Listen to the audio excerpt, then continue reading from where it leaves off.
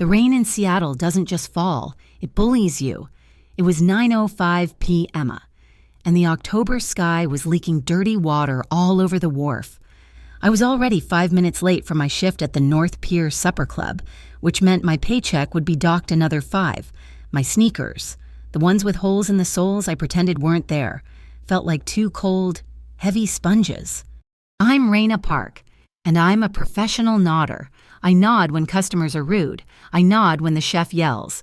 And I nod when my landlord, Mr. Dallow, slides an eviction warning under my door. That pink slip, currently folded in my back pocket, felt heavier than my wet shoes. They always make the final notices pink, like it's supposed to soften the blow. Congratulations, you're officially screwed. I pushed through the heavy oak door of the club, the warm air smelling of old money, spilled wine, and desperation. Mostly my desperation. You're late. Park Marty, my shift lead, grunted without looking up from his reservation book. Sorry, Marty, the bus. Save it. Section 3. You've got the VIP corner. Don't mess it up. I suppressed a groan. Section 3 was the graveyard, and in the deepest, darkest booth of the graveyard sat the VIP. He was alone, which was strange for the corner booth. That table was usually reserved for tech bros trying to close a deal or politicians pretending not to be with their mistresses. This guy was just still. He wore a dark wool coat, the kind that costs more than my annual rent, but he wore it casually, like it was armor he'd forgotten he had on. His hair was dark, slicked back slightly by the rain he'd just walked in from. He wasn't looking at the menu. He was just watching the room, his eyes scanning everything, but settling on nothing. It was a gaze that didn't just look, it assessed. I grabbed my pad, smoothed my apron, and put on the smile that paid the rent, or at least was supposed to. Evening. Can I get you started with something? His gaze landed on me. It wasn't friendly, and it wasn't rude. It was heavy, like being weighed and measured. For a second, I felt completely transparent, like he could see the pink slip in my pocket and the $73.40 in my bank account. Rye, he said. His voice was low, gravelly, like he'd been gargling rocks. Straight. Just one. Just one? I nodded. Be right back. To me, he was just Mr. Straight rye, another quiet drinker taking up valuable real estate on a Friday night. I didn't know his name was Lorenzo Gravano. I didn't know that when he looked at the room. He wasn't just watching it, he was owning it. I just knew he was in the way of me getting a four-top that might actually tip. I brought him his drink and turned to table 7, where a bachelor party was getting loud. As I leaned over to clear plates, one of them, a guy with a pink tie and too much cologne, decided to get handsy. His fingers grazed the small of my back, lingering too long. Hey, sunshine, he slurred, his voice too loud. What time do you get off? We're heading to the W. It's going to be epic. I tensed, the familiar hot flash of annoyance rising. This was the part of the job description they leave out. I tried to step back, but he leaned with me, blocking me against the table. Sir, my shift ends late. Come on, don't be like that. One drink, loosen up. His hand moved from my back to my arm, his grip tightening. This was the part where you have to smile while you're being cornered. I was calculating the fastest way to get Marty without making a scene, which would also get me yelled at when the air in the room suddenly changed. It got cold. The drunk guy froze. His hand, which had been tightening on my arm, just stopped, suspended in midair. I glanced over my shoulder. Mr. Straight Rye, in the dark corner booth, hadn't moved a muscle, and he was just looking. He slowly lifted his glass, a small, 2-inch salute, and met the drunk's eyes across the room. He didn't say a word. He didn't scowl. He just looked. The drunk guy turned pale. Not just, oh, I'm caught, pale. This was, I just saw a ghost in my soup, pale. He snatched his hand back like he'd touched a hot stove. He sat straight down in his chair, picked up his menu, and stared at it with blinding intensity. It was like someone had reached over and just pulled his batteries out. The rest of his table got quiet, glancing between the drunk and the corner booth. I blinked, adjusting my apron. I mumbled a quiet thank you toward the corner. Mister. Rye just gave a slow, barely perceptible nod and went back to studying his drink. I figured the drunk must have recognized him as a CEO, or maybe his boss's boss. I still had no clue. I just had tables to clear. An hour later, as I was loading a tray with espresso cups, Marty grabbed me by the prep station. Hey, park. He looked confused, which was his default state, but this was a new flavor of it. The quiet guy in your section booth 4. He left this for you. He slid a thick, heavy envelope into my apron pocket. It wasn't the usual flimsy cash envelope. This was linen, heavy and stiff. A tip, I asked, my pulse quickening. A tip like that could cover the late fee. Guess so. A big one, from the feel of it. Said you, handled yourself well. Marty shrugged, already distracted. Weird guy. Didn't even finish his drink. I ducked into the dry storage closet, the smell of bulk spices and cardboard filling my nose. My hands were shaking a little. I needed the cash. God, I needed it. I tore open the envelope, but there wasn't any cash. Inside, nestled in the thick paper, was a phone, a burner, one of those old-school black plastic bricks you see in spy movies. It was heavy, anonymous, and unlocked. My heart didn't just skip. It stalled. It hammered against my ribs like it was trying to escape. This isn't a tip. This is something else. This is trouble, the kind of trouble that doesn't care if your rent is late. Raina, order up. Table 6. Where are you? The chef's voice snapped me back. I shoved the phone deep into my apron, the plastic case digging into my hip. My mind was racing. Why me? What did I do? The kitchen was its usual chaos, steam hissing, pans clanging, the printer spitting out orders like confetti. The whole rhythm of the restaurant felt frantic, like a drumbeat speeding up to a crash. I grabbed the tray of seared scallops and hurried out. As I passed the now empty corner booth, I couldn't help it. I looked. He was gone. But as I turned, I caught his eye. He hadn't left the building.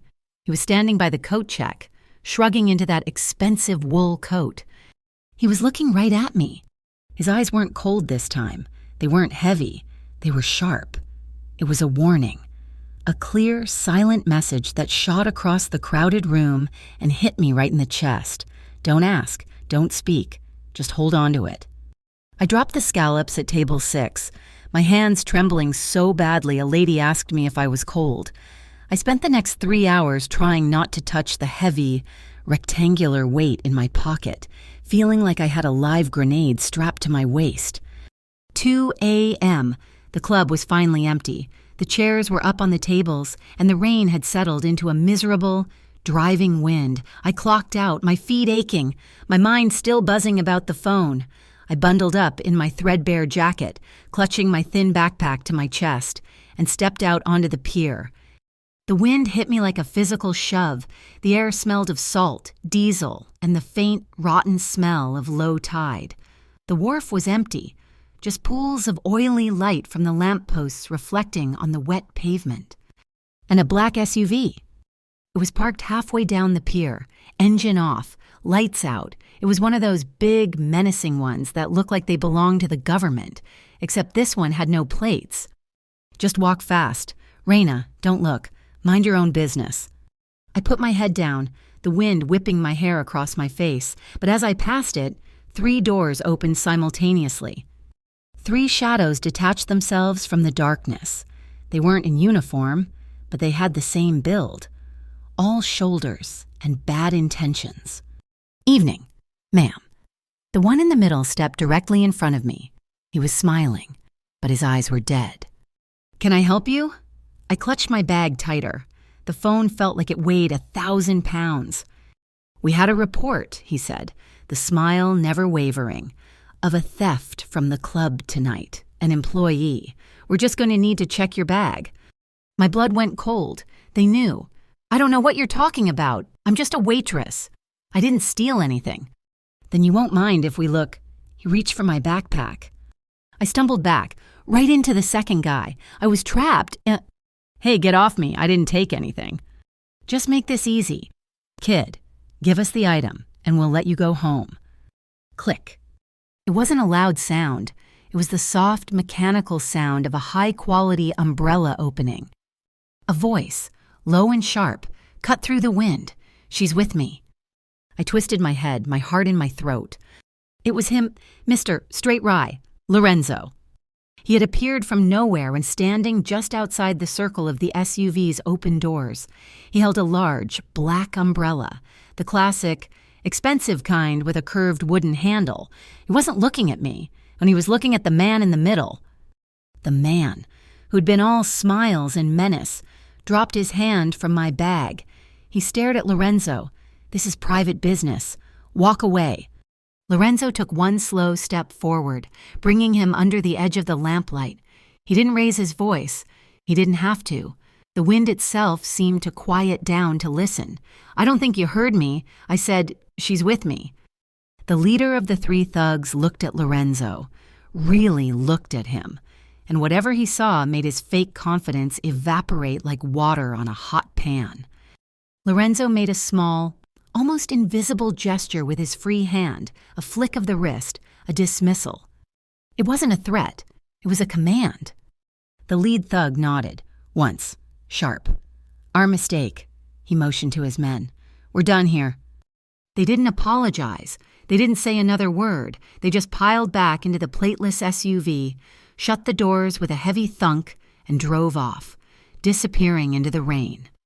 I was left standing there, shaking so hard I thought my knees would buckle.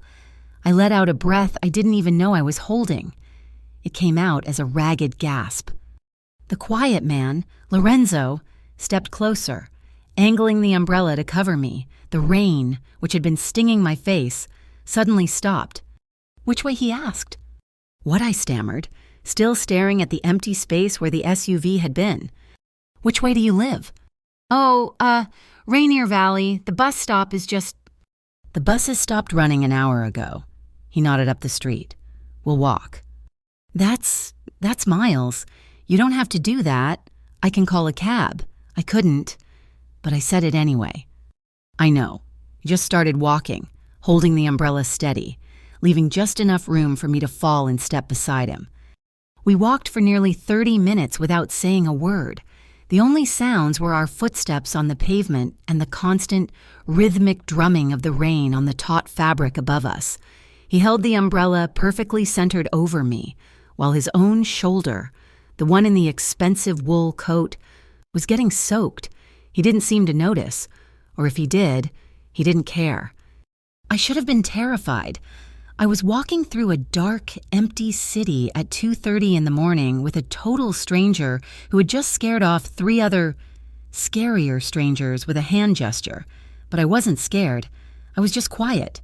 For the first time all night, the frantic buzzing in my head had stopped. We reached my block, Beacon Court. It's not much. Just a narrow alley leading to a rundown brick tenement building that always smells like damp drywall and old curry. Home sweet home. I stopped at the entrance to the alley. This is me. He stopped, too, standing just outside the alley's darkness. The rain dripped from the brim of the umbrella, catching the light. He gave a slight bow of his head. Good night, Raina. I froze. My keys, halfway out of my pocket, stopped moving. I hadn't told him my name. I wasn't wearing a name tag. Marty hadn't used my name when he'd given me the phone. How? I whispered, the word barely audible over the rain. How do you know my name? He just looked at me, his eyes unreadable in the shadow of the umbrella. Get inside. Lock your door. He turned, not waiting for an answer, and walked away, the sound of his footsteps fading as he disappeared back into the Seattle mist. I ran up the 3 flights of stairs, my heart pounding a new, frantic rhythm. I fumbled with the lock, slammed the door behind me, and threw the deadbolt. I leaned against the wood, breathing hard, the cold from my wet clothes seeping into my skin. My tiny one-room apartment was cold. I didn't turn on the light. I just stood there in the dark, listening to the storm. After a minute, I pulled the burner phone from my apron. It felt heavy in my hand, dangerous. I clicked the on button. The screen glowed to life, bright in the darkness. There was no call history, no contacts, just one item in the gallery. I opened it. It was a single photograph. It was taken at night, probably with a good lens. It showed a shipping container, a big one, painted a specific, ugly, mossy green on the side. Stenciled in white was a logo I'd seen on trucks all over the Port Nova Star logistics. In the corner of the photo, someone had superimposed a digital image of a calendar page, just one day, a Thursday, circled in red. That was it, a container and a date. I stared at it, confused, until a new notification popped up on the screen. It wasn't a text message. It was one of those hidden, self-deleting notes. I opened it, 5 words. If you want to live, don't reply to this number. I snapped the flip phone shut. I tossed it onto my rickety kitchen table as if it had burned me. If you want to live. I looked out my window.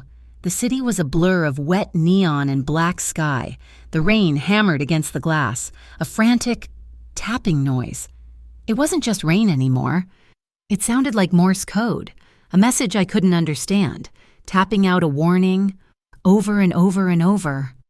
And I knew, standing there in my tiny, cold room, that whatever Mr. Straight Rye had just walked me into, I was already in way too deep. I didn't sleep for more than 20 minutes at a time. The burner phone sat on my kitchen table, a black plastic brick radiating bad decisions. I'd thrown a dish towel over it, like I could hide from it in my own 10 by 10 studio, but I could still feel it there, pulsing with the silent, 5-word message. If you want to live, don't reply. The sun came up, pale and watery, as if it, too, was exhausted by Seattle.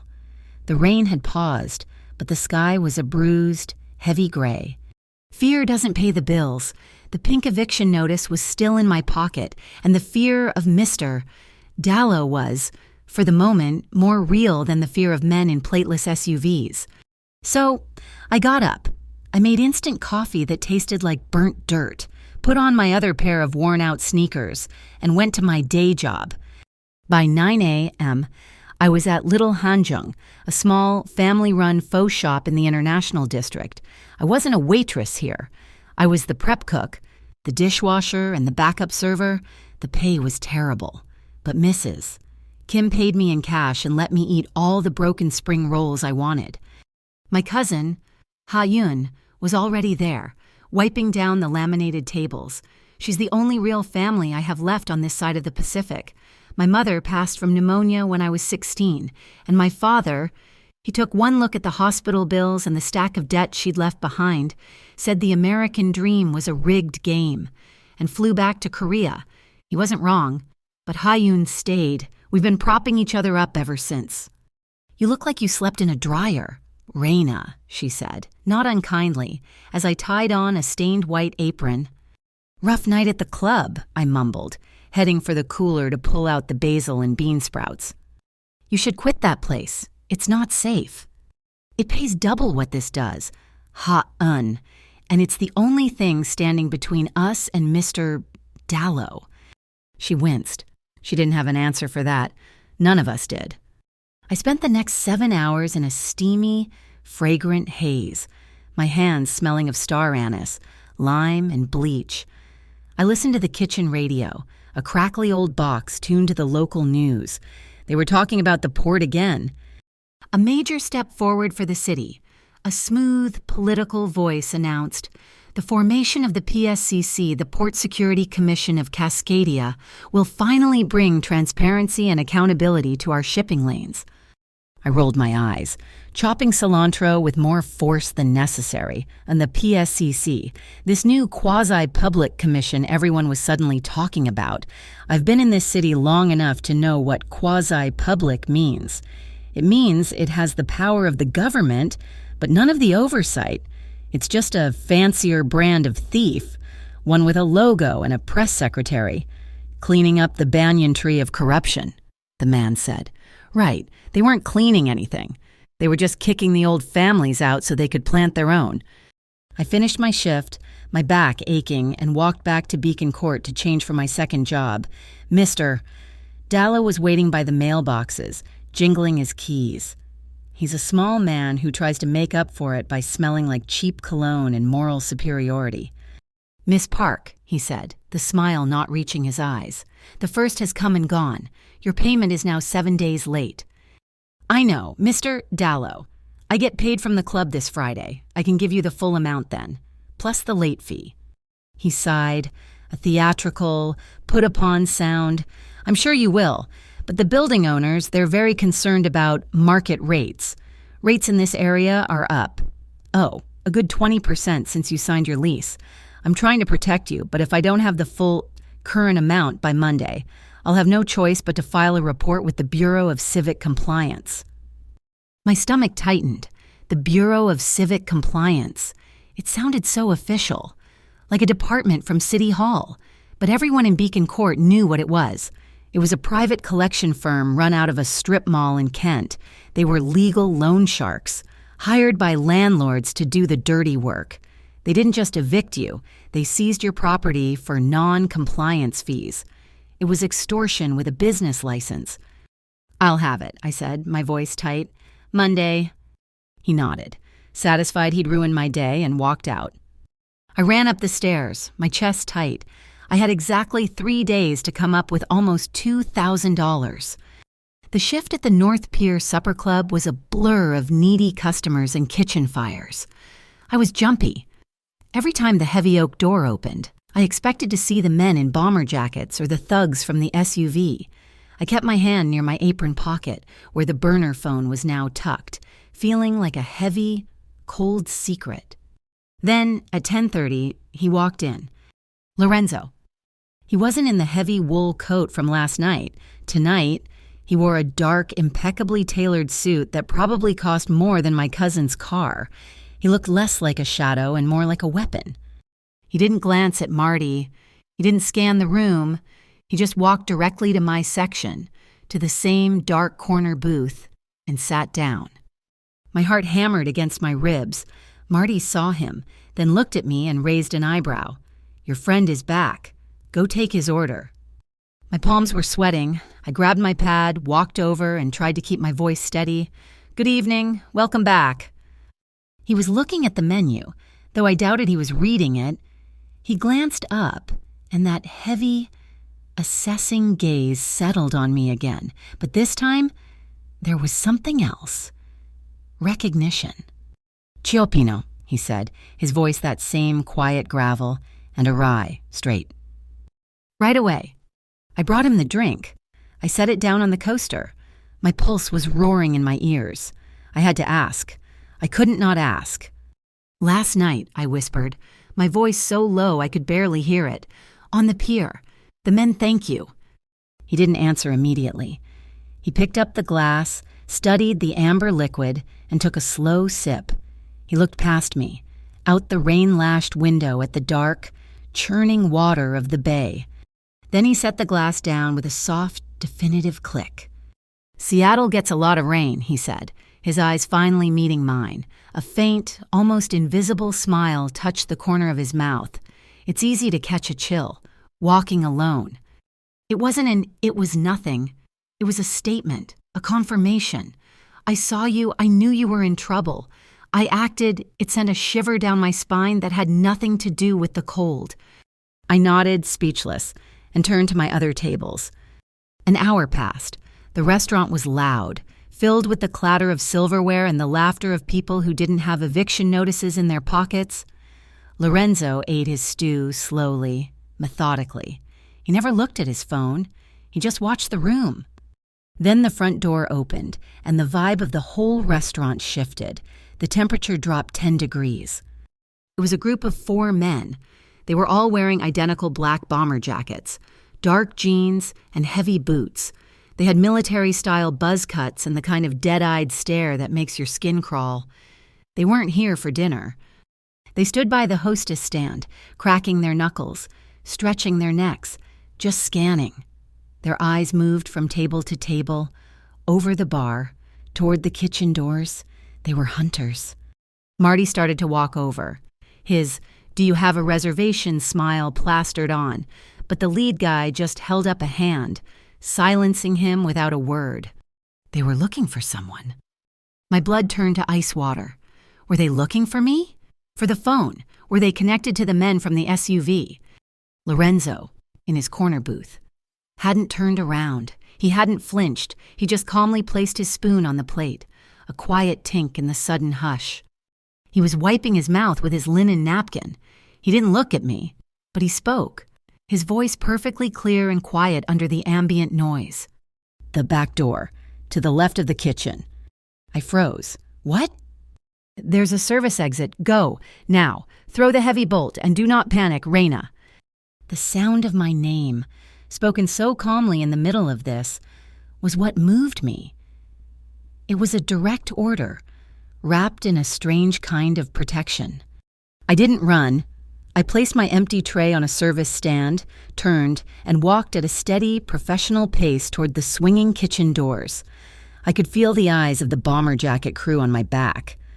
I pushed into the heat and noise of the kitchen. "Chef, table 4 needs a new fork." Dropped his. I called out just to make sound. I walked past the steaming dish pit, past the sizzling grill, to the cold, steel delivery door in the back. It was marked "Employees Only." I grabbed the heavy, foot-long steel bolt, the kind they use to lock up a fortress, and slammed it home. The thunk was deafening in the small alcove. I leaned my forehead against the cold metal, breathing hard. From the dining room, I heard something. The scrape of a chair on the hardwood floor, a low, tense murmur of voices. And then silence. Not quiet, not a lull, a complete, total vacuum of space silence. The jazz music had even stopped. I counted to 30, my heart trying to escape my chest. Then, the kitchen doors swung open, and Marty stumbled in, his face white as a napkin. "What the hell, what just," he stammered. "What happened?" I asked, trying to sound casual. "Those guys, they just left. The guy in your booth, he just looked at them. And they left." I waited another full minute before I unbolted the door and peeked out. The bomber jacket crew was gone. The restaurant was slowly coming back to life. People whispering, looking around. Lorenzo Gravano was sipping his rye as if he'd been reading a newspaper the whole time. He signaled for the check 10 minutes later. My hand was still shaking as I brought the black leather folder to his table. He put a credit card inside. I ran it. The name on the card just said L. Gravano. I brought the slip back for his signature. He picked up the cheap plastic pen, looked at me, and then, on the merchant copy line, he didn't sign his name. He wrote an address. Orchard and 5th. I stared at the black ink. Orchard and 5th. I knew that intersection. It was deep in the industrial district, down by the port, right where the Nova Star Logistics freight yard was, right where a moss green container was waiting. He pushed the folder back to me. Tucked underneath it was a crisp, folded $100 bill. He stood, adjusting the cuffs of his suit jacket. He looked at me, his eyes impossible to read. "Be careful, Reina." Then he was gone. I stood there, my mind spinning. $100 for the rent and an address. This man, this enigma, he pulls me from the rain. He saves me from thugs on the pier. He faces down a crew of operators in the middle of a crowded restaurant and makes them vanish with a look. He's my savior. But he's also the man who gave me the phone. He's the man who knows my name. And now, he's just given me a map that points directly to the X on the treasure map. Why? Why would a man who goes out of his way to protect me simultaneously point me toward the very center of the storm? I got home at 3 a.m. The apartment was cold. Ha Yun was asleep on the futon, but a small lamp was on at our tiny kitchen table. She'd been looking at the classifieds, at the cars for sale section. She woke up as I shut the door. "Hey," she mumbled, rubbing her eyes. "Hey." I dropped my keys. The $100 bill heavy in my pocket. It wasn't enough, not nearly enough. "I was looking," she said, her voice thick with sleep and defeat. "I think I can get maybe $2,500 for the Civic. If I sell it private party, it would cover this month and next, and the deposit for a new place." I looked at her. My cousin, willing to sell her car, her only way to her community college classes, the one thing that was truly hers, just to keep us afloat for another 60 days. I looked at the rain streaking down the glass of our single window. I thought of the moss green container from the photograph, Nova Star Logistics. I thought of the address on the receipt, Orchard and 5th. I thought of the circled date, Thursday. That was 2 days from now. Lorenzo hadn't told me to go. He hadn't threatened me. He'd protected me. And then he'd invited me. He was showing me a door. I put my hand on Ha-Eun's shoulder. "Don't sell the car," I said, my voice suddenly clear and steady. She looked up at me, confused. "Reina, we have to—" "Don't sell the car," and I repeated. "I think I found a way. Let me handle Dallo. I just need a couple of days." It was a lie. I didn't have a plan. I had a photograph, an address, and a date. And I had a feeling that whatever was in that container was either the answer to all my problems or the beginning of a whole set of new ones. I was going to Orchard and 5th. I was going on Thursday. I had to know. I lay down on my cot, but I didn't sleep. I just watched the city lights reflect on the wet ceiling. Across the street, parked in the shadows, a dark sedan I didn't recognize sat with its lights off. I didn't even notice it was there. I was too busy thinking about the storm. The 2 days I waited for Thursday to arrive were the longest of my life. I walked through my shifts at the Ego shop and the supper club like a ghost, my body chopping basil and clearing plates while my mind was miles away, fixed on a moss-green container. Every time the phone buzzed, I jumped, but it was just Ha-Eun asking what kind of milk to buy. The burner phone stayed silent under my mattress. I told Ha-Eun I was covering a double shift for someone at the club. The lie tasted like ash, but the thought of her selling her car tasted worse. By 8 p.m. on Thursday, I was standing on the corner of Orchard and 5th. This wasn't the tourist wharf. This was the city's industrial gut. The air here didn't smell like salt and pine. It smelled like diesel, hot metal, and the rank low-tide smell of the mudflats. The only light came from tall, humming sodium vapor lamps that cast everything in a sickly orange glow. The sound was a constant, low-frequency rumble, the thrum of idling semis, the distant metallic shriek of a crane, and the bass-heavy groan of a ship easing into its berth. The address Lorenzo had written, Orchard and 5th, was nothing, just a chain-link fence topped with razor wire, but behind it was the Nova Star Logistics Yard. I clutched my old smartphone, the one with the cracked screen. The burner was a warning. Lorenzo's receipt was an invitation. I was here to accept. I walked the fence line for 100 yards, my sneakers crunching on the gravel. I found what I was looking for, a section where the fence met a concrete abutment, rusted through at the bolts. It was just wide enough to squeeze through. I slipped into the yard. I was in a canyon of steel. Containers were stacked 6 high, creating narrow, dark alleys. I felt tiny, exposed. Every shadow looked like one of the men from the pier. I moved deeper, my heart a frantic drum against my ribs. Red container, blue container, white, gray. Where was it? Then I saw it. Under a floodlight, a forklift, its reverse beep, beep, beep, cutting the air, was lifting a container from a stack. It was that specific, ugly, moss green. I saw the stencil on the side 7K, the container from the photograph. My breath hitched. I was in the right place. But the forklift wasn't loading it onto a ship. It was carrying it inland, toward a long, low warehouse at the back of the property. The building looked abandoned, but the loading bay door was rolled up. A faded sign above it read Northway Produce. Produce.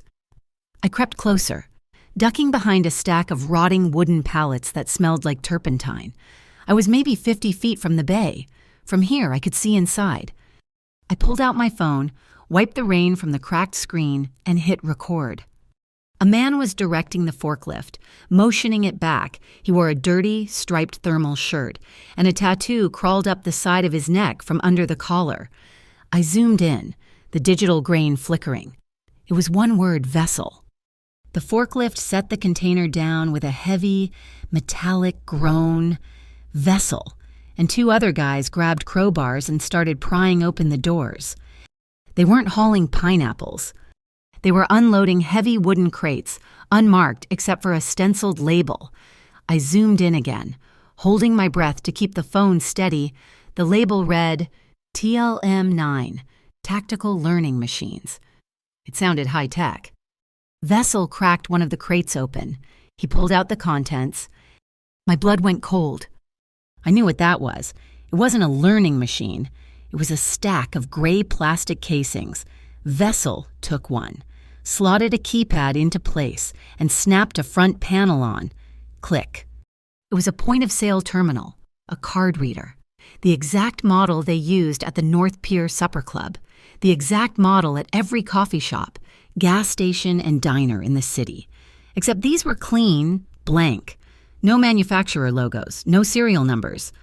They weren't just shipping card readers. They were shipping the tools to steal identities, to skim numbers, to drain accounts. This was a factory for financial ruin. I kept recording, panning across the crates, the container, the Northway produce sign. A white van crunched onto the gravel, pulling right up to the bay. It was unmarked. No company name. No license plates. The driver's door opened. A man hopped out, wearing a dark blue baseball cap. He walked into the light, and I zoomed in on the cap. My heart stopped. It was the logo from the radio, the logo from the news PSCC, the Port Security Commission of Cascadia, the new quasi-public good guys who were here to clean up the banyan tree of corruption. But I looked closer. I'd seen the logo on a news broadcast just yesterday. The official font was sharp, angular. This one was wrong. The S was too wide. The C was too round. It was a fake. Vessel didn't ask for ID. He didn't ask for a manifest. He just jerked his chin. You're late. Got held up. The fake PSCC guy grunted.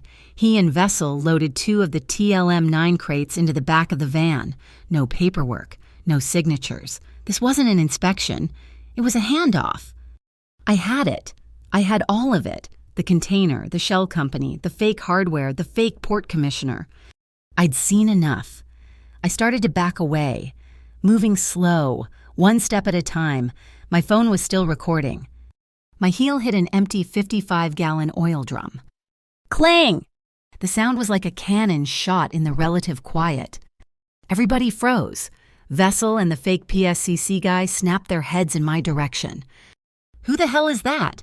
The headlights from the van flashed on, pinning me. I was a deer, caught, blind. Get her. I turned to run. A hand clamped down on my wrist like a bear trap. A shadow had detached itself from the stack of pallets behind me. I hadn't even known he was there. It was one of the men from the restaurant, the one with the buzz cut and the bomber jacket. Well, well, he sneered, twisting my arm behind my back. I cried out, "What are you doing here, little girl? Give me the phone." "I don't know anything," I gasped, trying to twist away. "Let me go." Wrong answer. He started to drag me toward the light of the loading bay. My phone clattered to the gravel. "That's enough, Anthony." The voice. Lorenzo's voice. It wasn't loud, but it sliced through the air and stopped everyone cold. He stepped out of the warehouse, emerging from the deep shadow like he was part of it. He wasn't in a suit. He was dressed like them Dark Henley. Dark pants. He looked like just another worker.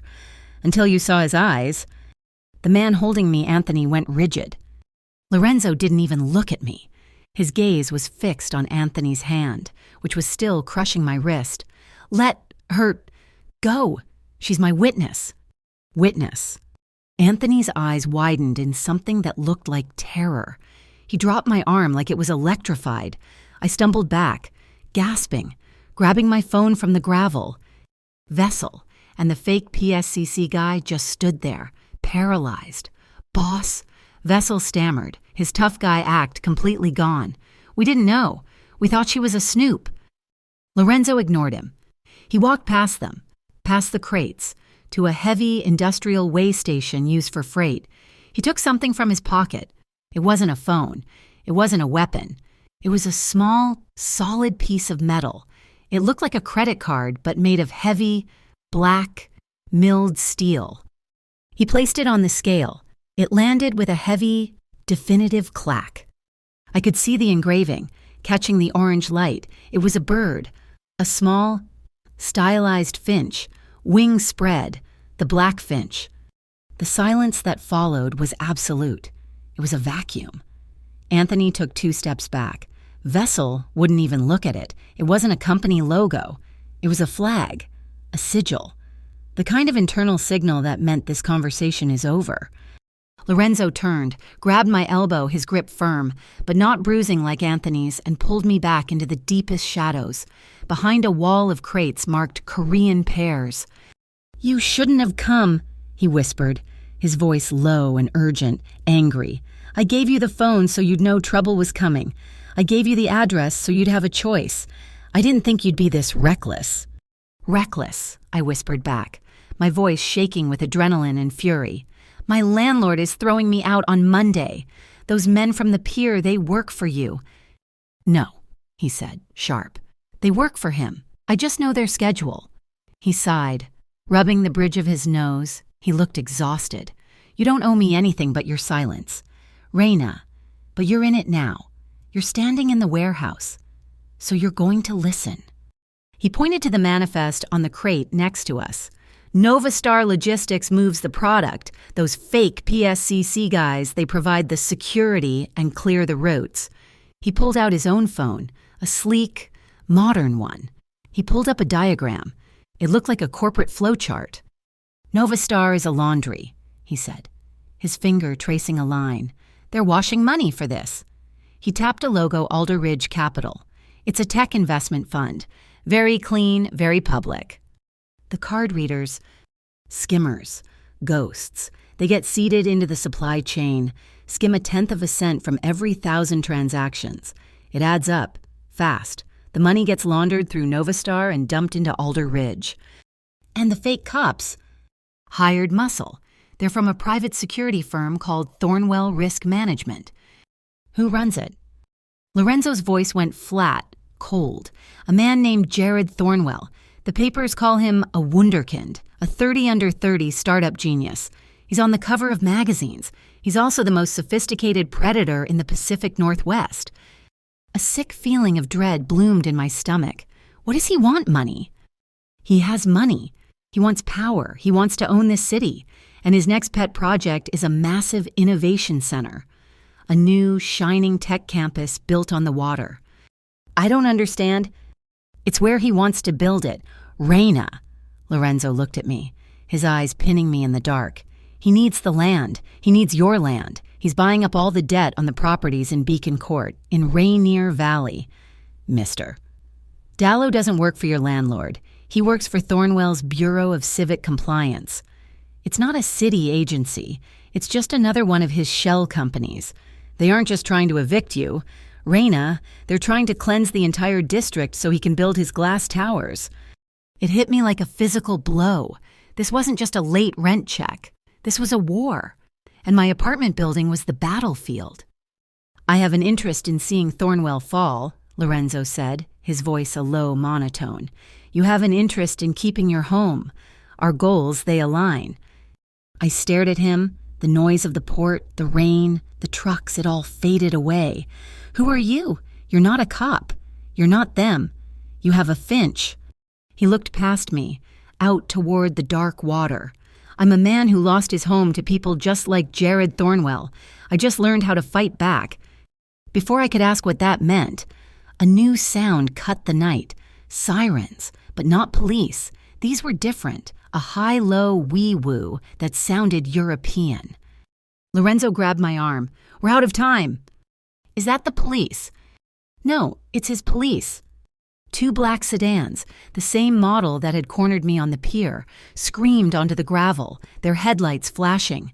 They fishtailed to a stop, blocking the entrance to the yard. Men in dark blue windbreakers piled out. They had letters stenciled on their backs in white FCIB. "FCIB," I panted. "Federal Commercial Integrity Bureau." Lorenzo spat.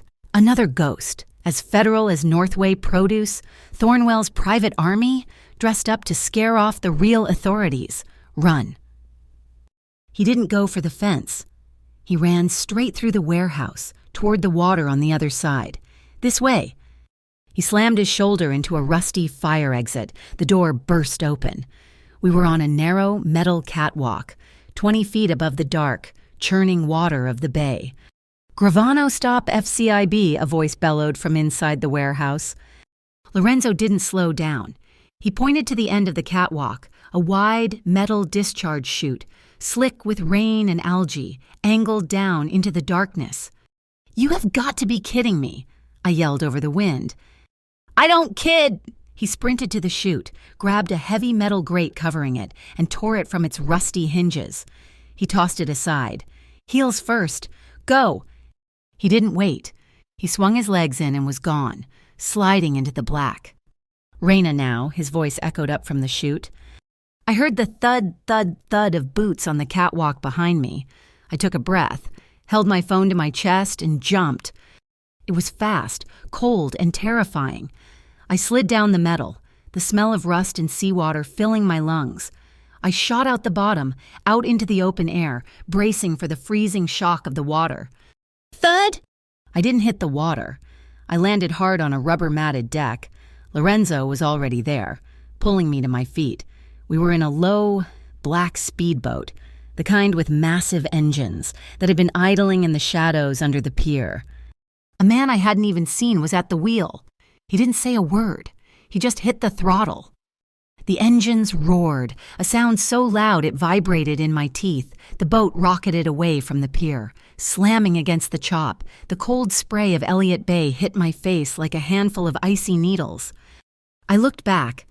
The fake FCIB agents were at the end of the pier, just dark silhouettes against the orange light. Too late, watching us disappear into the rain. I collapsed onto a bench, soaked to the bone, shaking but clutching my phone, which had a video of everything. I looked at Lorenzo, and he was standing next to the driver, his hair plastered to his head, wringing out the bottom of his shirt. He was as calm as if he'd just stepped off a ferry. "My phone!" I panted, my voice ragged. "I got it. I got the van. I got the crates. I filmed it all." He turned, and in the dim green light of the boat's console, I saw him nod. A flicker of something approval respect passed through his dark eyes. "I know," he said, his voice just audible over the engines. "That's why we had to run." He looked down at the phone I was gripping like a lifeline. "That's your leverage. Raina, that's your home. Now we just have to figure out how to cash it in." The roar of the twin engines was a physical thing, a vibration that went straight through the thin metal deck and into my bones. We hit a wave, and the boat slammed down.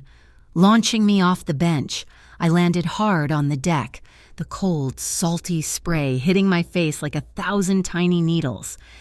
I was soaked, freezing, and covered in a layer of grime from the discharge chute. I was still clutching my phone, the screen dark, the video file safely stored. Lorenzo was standing near the pilot, a man who hadn't spoken, hadn't even looked at me. Lorenzo was just staring back at the lights of the pier. Now shrinking in the distance, he, too, was soaked, his dark Henley plastered to his chest, but he wasn't shaking. I was shaking so hard my teeth were chattering. It wasn't just the cold, it was the adrenaline crash, the terror of the last hour hitting me all at once. He must have heard it, that rhythmic click, click, click of my teeth. He turned. He looked at me, huddled on the deck, my arms wrapped around my knees. He moved, bracing himself against the boat's violent motion. He grabbed a heavy, oiled canvas jacket that was stowed under the console. He didn't say, "Are you cold?" He didn't ask. He just draped it over my shoulders. It was heavy. It smelled of canvas, cedar, and the clean, sharp scent of rain. It was immediately, impossibly warm. I pulled it around me, burying my face in the collar, inhaling a scent that was steady and safe. Even though the man who wore it was the most dangerous person I'd ever met. The engines dropped to a low, throbbing idle. The pilot cut the speed, and we glided out of the open bay, slipping into a narrow, dark channel I didn't recognize. We were in Inner Bay, where the massive train yards met the water. The boat slid silently into a slip. Under the rotting roof of an abandoned boathouse, the pilot cut the engines. The sudden suffocating silence was louder than the roar had been. The only sound was the water lapping against the hull and the gentle, constant drum of the rain on the corrugated tin roof. "Wait here," Lorenzo said to the pilot. He nodded, once. Lorenzo stepped off the boat onto the swaying dock and held out his hand. I looked at it. His hand was steady. It wasn't a request. It was a fact. I placed my own trembling, grimy hand in his. His grip was warm and solid. He pulled me easily onto the dock. Inside, the boathouse was vast and dark. A single bare bulb hung from a wire, casting weak yellow light over a floor littered with old nets, rusted engine parts, and the skeleton of a boat that had given up. He led me to a utility sink in the corner, caked with rust and grease. He twisted the faucet. After a long, metallic groan, a stream of cold water splashed into the basin. "Your hands," he said. It wasn't a command. I looked down. They were filthy, streaked with oil from the chute, and a long, angry scrape ran across my right wrist where Anthony had grabbed me. He found a clean rag and a bar of gritty, industrial soap. He didn't grab my hand. He just held the soap under the water, waiting. I slowly extended my hands under the stream. He put the soap in my palm. I started to scrub, but my fingers were numb and clumsy. I couldn't stop shaking. He let out a low, quiet breath. It wasn't impatient. It was something else. "Here." He gently took my left hand. He held it under the water, his fingers circling my wrist, his thumb working the soap into my palm. His movements were slow, methodical. He wasn't rushing. He was just cleaning. He was incredibly gentle, working around the raw scrape on my other wrist, carefully washing away the grime until my skin was clean. I just stood there, watching his dark head bent over my hands. I was breathing in the smell of cedar from his jacket and the metallic tang of the well water. The air between us was thick, heavy, vibrating with everything that wasn't being said. The whole world had shrunk to this single point of contact, his warm, callous thumbs moving slowly over my cold skin. When he was done, he turned off the water. He picked up the dry rag and, just as slowly, dried my hands, one finger at a time. He let me go and stepped back, creating space. The moment was broken. "Jared Thornwell," I said, my voice sounding rough in the quiet. "The man from the magazines." Lorenzo nodded, leaning back against a workbench. "The same." "And you? You're doing this because you lost your home." His eyes, dark in the dim light, found mine. "I grew up in Ocean City, Maryland. My father ran a charter boat. My grandfather, too. It was a fishing town. Our pier, it was everything, our home, our job, our future." He spoke in a low monotone, staring at the rotted hull in the center of the room. Then a fund called Seaboard Equities came in. They bought the cannery. Then they bought the bank that held all the boat loans. Then they bought the land under the pier. They raised the docking fees 500% in one summer. They foreclosed on anyone who complained. "That's what Thornwell is doing," I whispered. "The Bureau of Civic Compliance." "It's the same playbook," Lorenzo said, his voice flat. "They just changed the names. Seaboard Equities, Alder Ridge Capital. They're predators.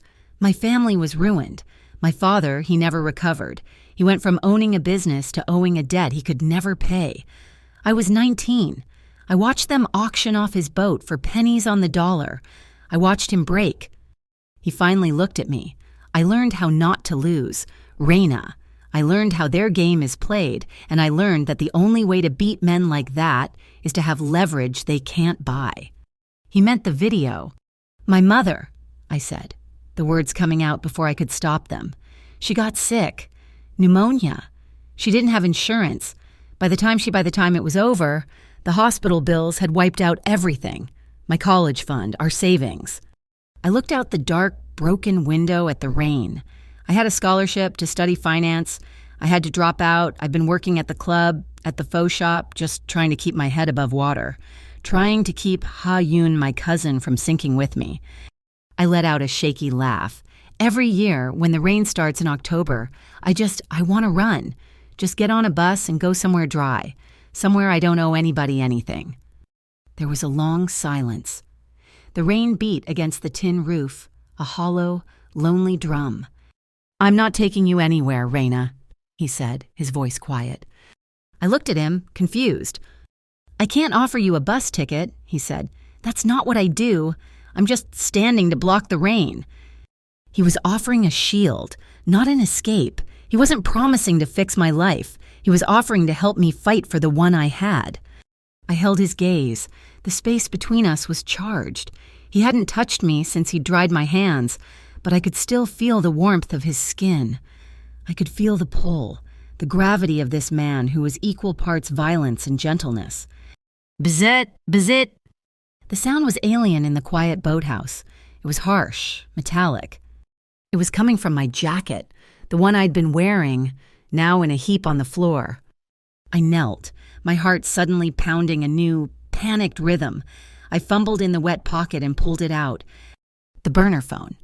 The screen was lit, a new message, from the same hidden, anonymous number. I opened it. "Do not trust Gravano. He will sell you." The air left my lungs. My blood, which had just started to warm up, turned to ice.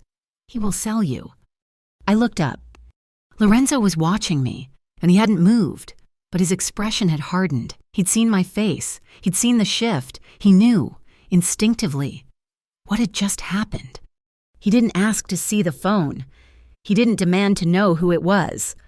He just nodded, a slow, grim acknowledgement. "There are other players. Raina," he said, his voice low. "Thornwell isn't the only one who wants that port. Just remember what I told you." He stepped closer, his shadow falling over me. "I don't buy people," he said, his voice almost a whisper. "I settle debts." The ride back was silent. The pilot, Silas, dropped us in a dark alley in Soto. A mile from my apartment, the speedboat disappeared back into the fog like a ghost.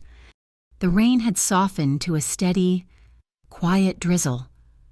Lorenzo opened a black umbrella he'd taken from the boat. He held it, and we started to walk. It was just like the first night, the sound of our footsteps on the wet pavement, the city sleeping around us. But this time, I knew his name. I knew his story. I knew what he was capable of, and I had a video on my phone that could destroy a billionaire, and a warning on another phone that said the man walking next to me was just as dangerous. He angled the umbrella over me. His right shoulder was dark with rain. The gesture was so familiar, so protective. It made the warning on the burner phone feel impossible. We reached the alley of Beacon Court. The dim light from the street lamp made the wet brick glisten. I stopped at the entrance, turning to face him. His jacket was still around my shoulders, heavy with its warmth and the scent of cedar. He stopped, too. He stood on the public sidewalk. Not stepping into the alley, he wouldn't cross the threshold. He wouldn't come into my space unless I invited him. "Now what?" I asked, my voice barely a whisper. "Now, you choose," he said. "You have the video. It's your leverage. It's your home." "What's the choice?" "Tomorrow, 3 p.m., the old fish market. Meet me by the Bronze Pig. If you come, we make a plan. We use that video. We stop him. And if I don't come," a small, sad smile touched his mouth. "If you don't come, I find another way, and you should probably find that bus ticket." He looked at me, his gaze intense. "If you come, Raina, you're in all the way, so you choose." He didn't wait for an answer. He closed the umbrella, nodded once, and walked away, disappearing into the gray, misty curtain of the Seattle night. I stood there for a long time, the rain starting to soak my hair. I clutched his jacket tighter. I went upstairs, my feet heavy on the steps. I slid the deadbolt into place. I didn't turn on the light, I just leaned my back against the door, my heart beating a slow, heavy rhythm against my ribs. I had the video, I had the warning, and I had an invitation. The fear was still there, cold and sharp, but it wasn't the rattling panic from the boat. This was different. It was mixed with a hot, electric hum. The feeling of holding a weapon in my hands for the first time. The dread and the curiosity, they were tangled up so tight. I couldn't tell them apart. It was a new color. The color of the Seattle sky, just before dawn. A flat, possibility-filled gray. I was there at 3 minutes till 3. The old fish market was chaos, slick with melted ice and the smell of brine. Tourists were snapping pictures of monks throwing salmon, but I just kept my head down, my gaze fixed on Rachel, the big bronze pig. Lorenzo was already there, leaning against a copper gutter, looking not at me, but at the ferry schedule on the wall. He looked like any other dock worker, lost in thought. He didn't say hello. He just pushed off the wall and jerked his chin toward a covered alley behind the Fresh Oyster Bar. I followed. The noise of the market faded, replaced by the rhythmic drip of water falling from a rusty overhang. He unrolled a large, laminated sheet of paper on top of a stack of empty crab pots. It wasn't a map, it was a flow chart, a diagram of a machine built to eat a city. "This is the machine," he said. His voice was low, competing only with the rain. "I told you Alderidge Capital was the brain and Novastar was the hands." He traced a line with his finger. "Northway Produce, where you were, is the stomach. It digests the skimmer hardware and the dirty cash." His finger landed on a new box, one at the very end of the line. And this is the angel. The box was labeled Better Harbor Charitable Fund. "A charity," I whispered, pulling the collar of his cedar-scented jacket tighter. I still had it. I hadn't been able to give it back. "The best kind," he said, his voice laced with contempt. "A non-profit dedicated to urban renewal. It buys up blighted property, petitions the city for special zoning, and promises green spaces and community innovation." He looked up from the chart, his eyes locking onto mine. "And here is the clock." He tapped a small red circle on the bottom of the schematic. "Thornwell's Better Harbor Fund has petitioned the city council. The final vote to sell the entire Beacon Court tenement block our block. Reina to the Fund for Redevelopment is in 3 days, this Monday." The air punched out of my lungs. "Monday." I said the word, tasting metal. "That's Dallow's deadline. The Bureau. They're not just evicting me, they're evicting everyone, all at once." "He's not just taking your home, Margee Tunnett," Lorenzo said. "He's taking the whole zip code, and the council is going to give it to him, because he looks like a savior." "So we show them the video," I said, my hand instinctively going to my pocket, where my own phone held the recording. "We show them the skimmers, the fake PSCC." "No." He shook his head, a quick, sharp gesture. "A grainy video is not enough. Thornwell has 100 lawyers who will call it a deep fake. His PR team will say it's disgruntled employees. The city council doesn't want to see a shadow. They want to see paper. They want proof." But the manifests I saw were fakes. The ones Vessel and the fake cop were using all part of the show. The real manifests. The ones that balance the books for Northway and connect directly to Alder Ridge's accounts are on a secure server, hidden. We need those files, and we need more. We need someone from the inside to sign an affidavit to certify that the video you took is real, that the manifests are real. We need a human witness. A cold dread settled over me. "Who?" "Milo Greer." The name meant nothing to me. "He's the warehouse supervisor at Northway Produce," Lorenzo explained. "He's the man who signs those fake manifests.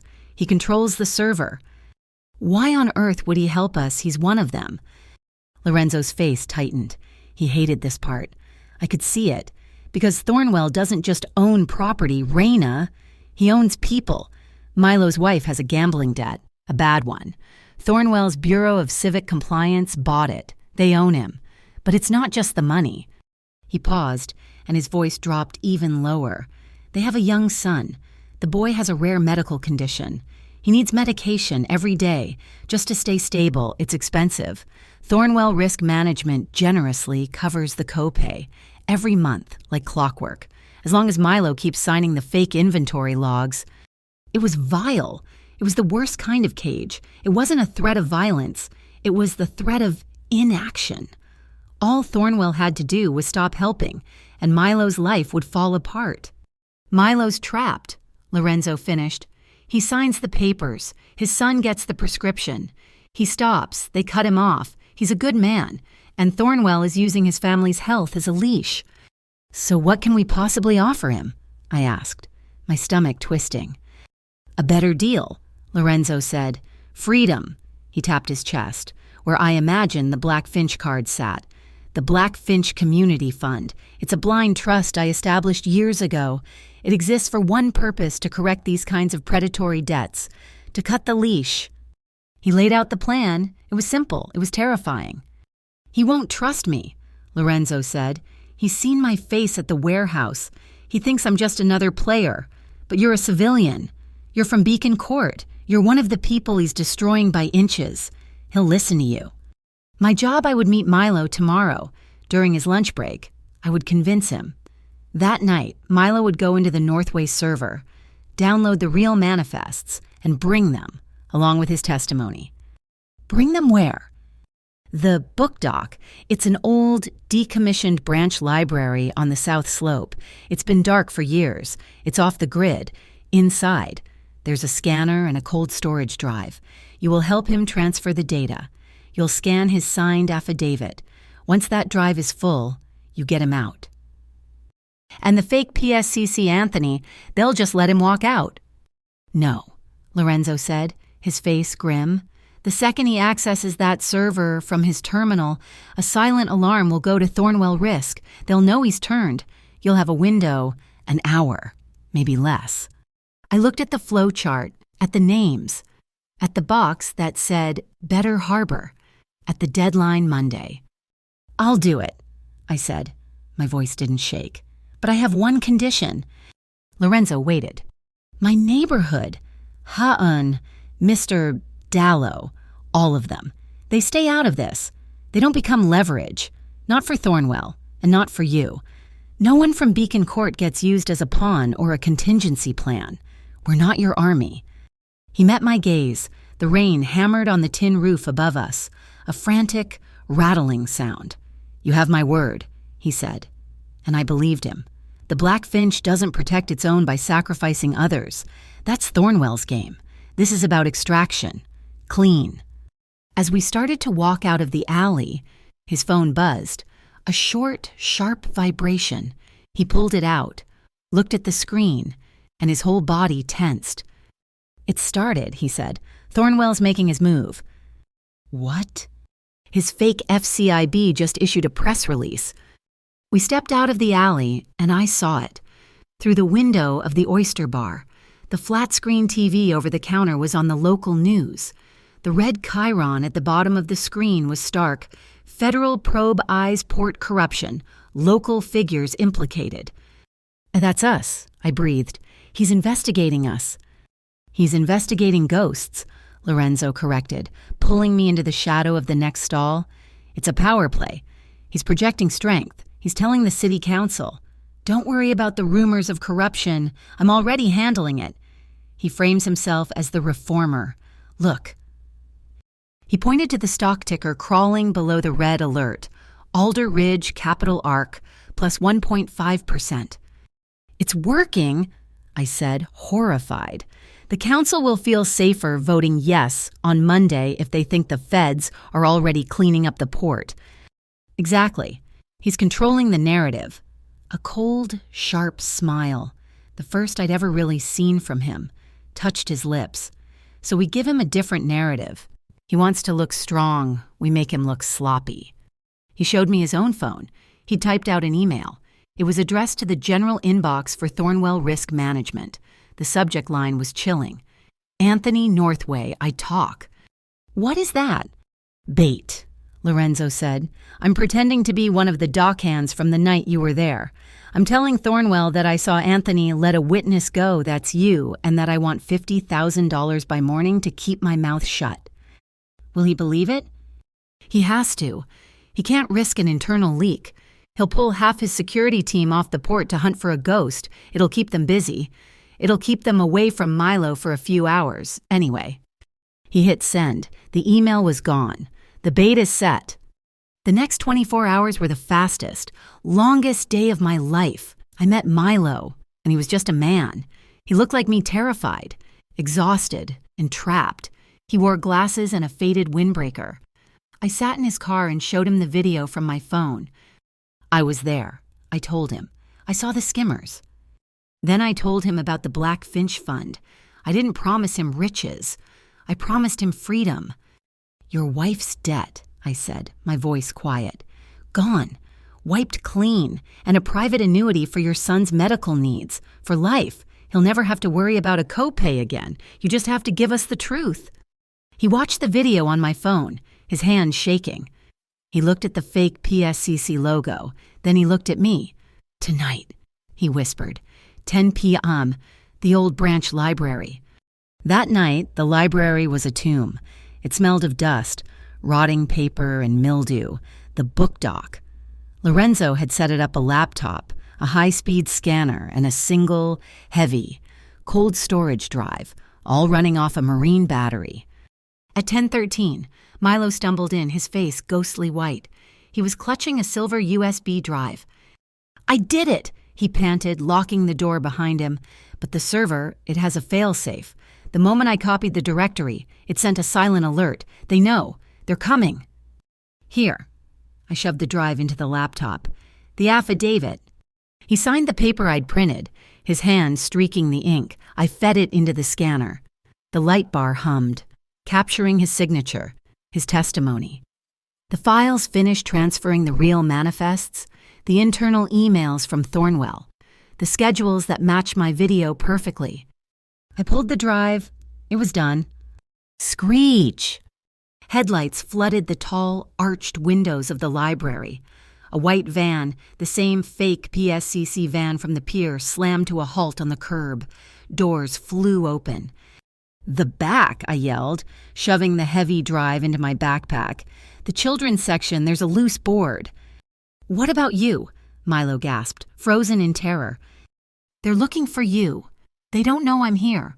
Go get your family and go to the address Lorenzo gave you. He scrambled into the darkness. I ran the other way, toward the front, and dove behind the massive, overturned circulation desk. Boom! The front doors splintered open. 4 men in the bomber jackets and fake PSCC vests piled in. It was Anthony. Fan out, he yelled, his voice echoing in the vast, empty room. He's here. Find him. Find the drive. I pressed my face to the dusty floor.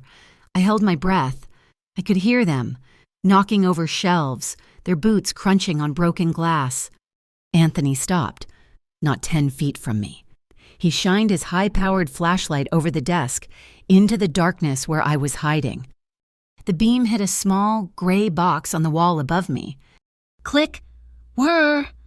A blinding, intense floodlight snapped on, illuminating the entire front of the library. It was aimed directly at Anthony and his team, catching them in the act. It wasn't just a light. It was a motion-activated security camera, the real building security, left over by the city. And it was now streaming crystal-clear footage of 4 armed men, in fake federal gear, breaking into a municipal building. What the... Anthony shielded his eyes. It's a camera. We're exposed. Get that light. One of his men raised his weapon, but Anthony grabbed him. No, get out. It's a setup. He's not here. Go. They scrambled, blinded and panicked, falling over each other to get back to the van. In 30 seconds, they were gone, peeling out into the night. I let out the breath I'd been holding, my entire body shaking. It was a trap. Lorenzo hadn't just given us a safe house. He'd routed Thornwell's men right into a live security feed, creating a new crime, a public one, to discredit them. I crawled out the back window and ran. A block away, a food truck was parked under a dead streetlight. It was painted a cheerful yellow, with the words, Ha Yun's Morning Fix on the side. I yanked open the passenger door and fell into the seat. My cousin, Ha-un, was at the wheel, her knuckles white. She didn't look at me. "You're late," she said, her voice tight with a panic I knew all too well. "I know. Drive." I slammed the door. I looked at her, my heart pounding.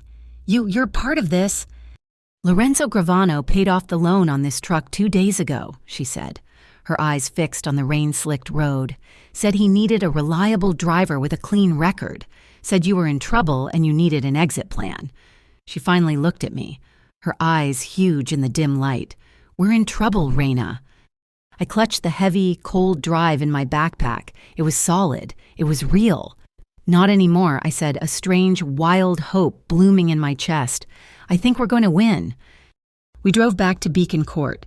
She parked the truck, and I got out. I felt light. For the first time in my adult life, I felt like I wasn't sinking. I had the proof. I had the leverage. We had Thornwell.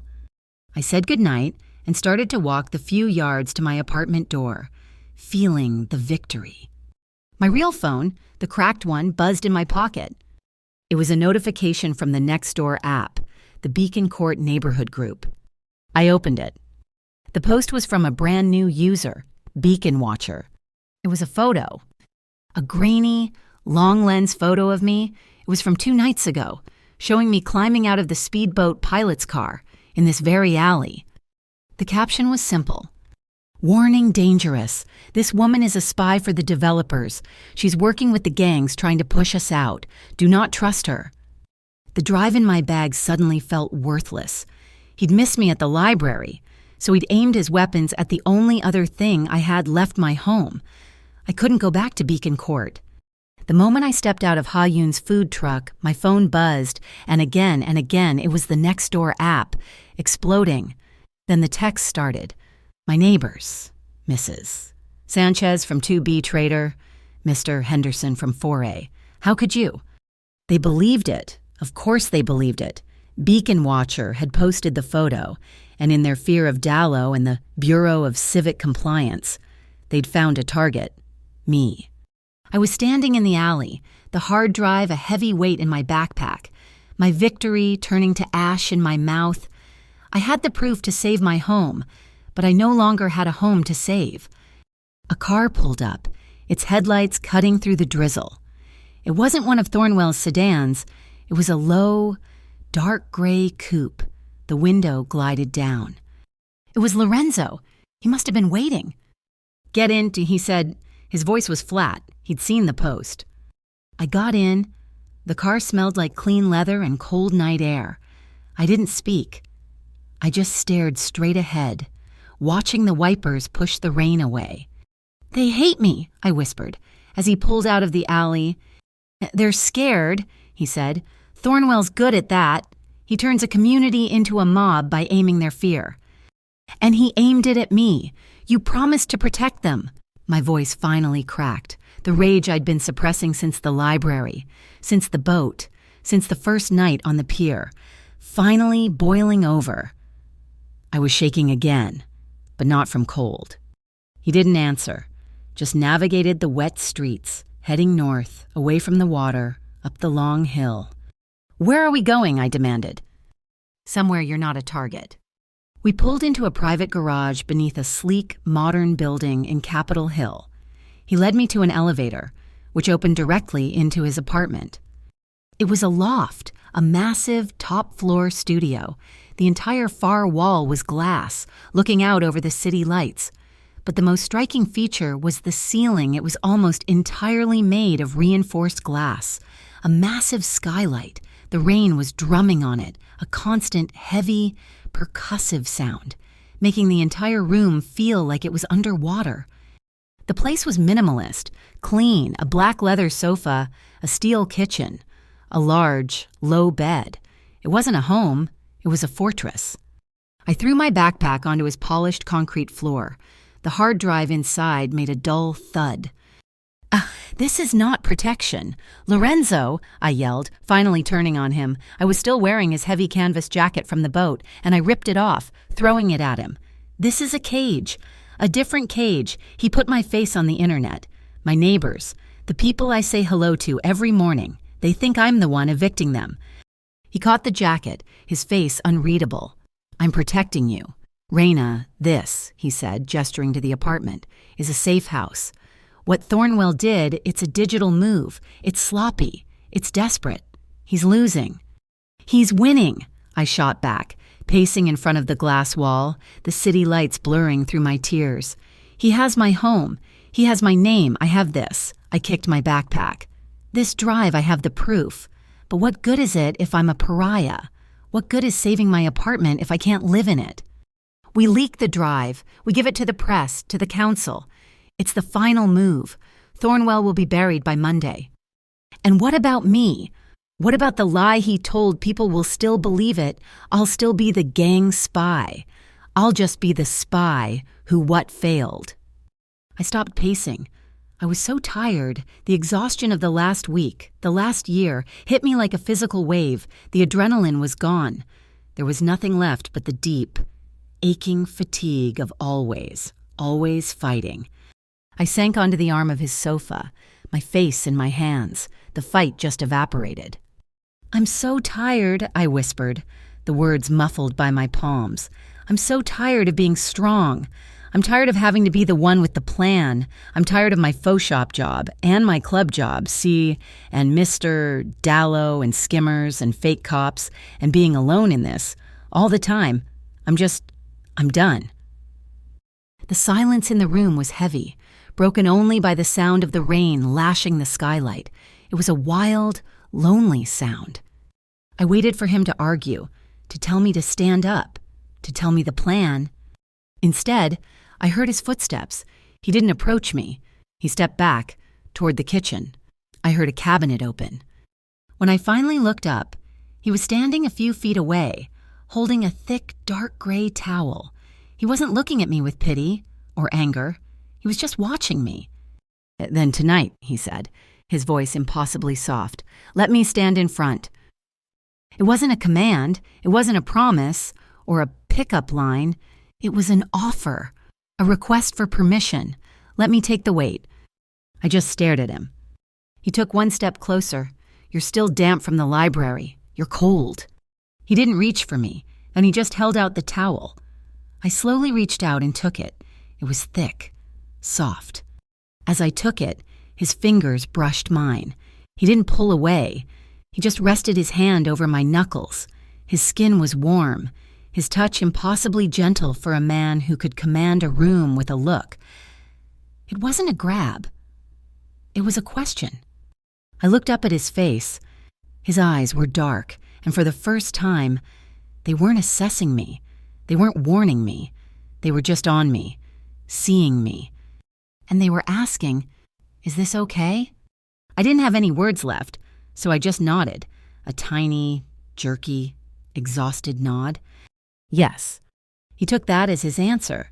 He took the towel from my hand and gently, slowly brought it up to my hair, which was still damp with rain and sweat. He started to dry it, his movements slow, patient. He didn't say anything. He just stood in front of me, shielding me from the world, and focused on this one. Small, simple task. I closed my eyes, letting his strength, his steadiness seep into me. When he was done, he didn't move away. He let the towel drop, his hands still tangled in my hair. He cupped the back of my head, his thumbs resting on my temples. He leaned in, slowly. He rested his forehead against mine. I stopped breathing. I could feel his breath, warm, smelling faintly of mint. We just stayed like that for a long moment, forehead to forehead, breathing each other's air, the rain drumming a wild tattoo on the glass ceiling above us. "Raina," he whispered. "My name. Just my name." It was an assurance. "Lorenzo," I breathed back. He shifted, just a fraction of an inch, and his lips brushed mine. It was slow. It was like the rain, building from a drizzle to a downpour. It wasn't a kiss of possession. It was a kiss of discovery. It was hesitant, then sure. It was warm and clean, and it tasted like the mint on his breath and the salt from my own tears. His hand slid from my hair down my back, not pulling me, but supporting me, holding me up. His other hand came to my waist, steadying me. I melted into him. All the fight, all the tension just dissolved. My hands, which had been clenched at my sides, came up. I didn't grab him. I rested them on his chest.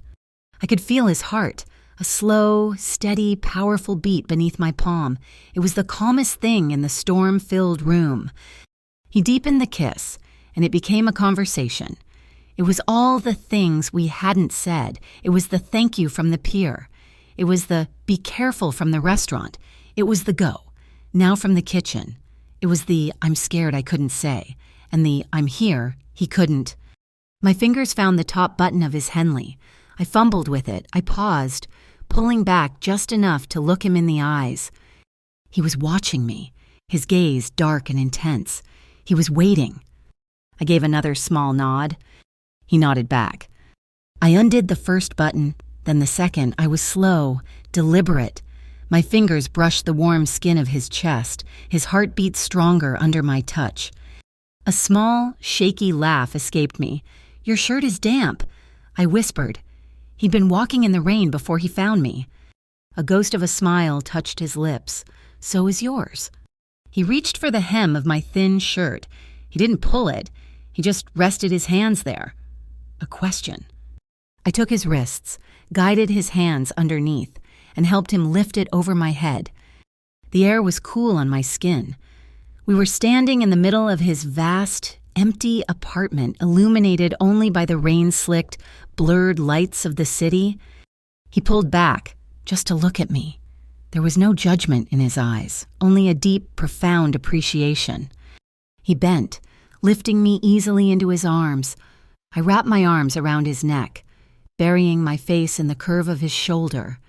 He carried me the few steps to the low bed, and when he laid me down, he never let me go. He came down with me, his hand moving to cradle the back of my neck, supporting me, even now. He kissed me again, and the sound of the rain on the skylight, the dim city lights, the jazz music he'd turned on, so low it was barely audible. It all blurred. It was just the scrape of stubble against my cheek, the solid weight of him, the steady, reassuring beat of his heart under my hand. It was gentle, and it was deep. It was slow, and it was rhythmic as the rain. I felt found. I didn't just feel safe. I felt seen. We faded into the sounds of the storm, and for the first time in my life, I wasn't fighting it. I was part of it. Later. I don't know how much later. I was lying with my head on his chest, his arms wrapped around me. A heavy blanket pulled over us both. The storm had softened. The rain on the skylight was a gentle, rhythmic shush. I was tracing the faint lines of a scar on his collarbone. "The black finch," I whispered into the darkness. "The card you put on the scale, what is it, really?" He was quiet for a long time. I could feel the rumble in his chest as he thought. "When my father lost his boat," he said, his voice a low vibration against my ear. "The men who took it the bank, their logo was a sea eagle, a predator. They were so proud of it." He tightened his arm around me. "I started the Black Finch Fund with the first money I ever made. The finch, it's not a predator. It's a builder. It's a partner. It's just a small bird, but it pays its way." He shifted, turning to look at me in the dim light. "It's not just a symbol, Raina, it's a vow. It means we pay back everything that was taken. We settle the accounts. Thornwell thinks he's a predator, but I'm just a debt collector." I looked up at him. The man who had terrified me in the restaurant, the man who had gently washed the grime from my hands, the man who was going to war for my home. I put my head back on his chest, listening to his heart, the steady thump-thump. The storm was still raging outside. Thornwell was still out there. The fake news about me was still on the internet. My neighbors still hated me. The fight was far from over.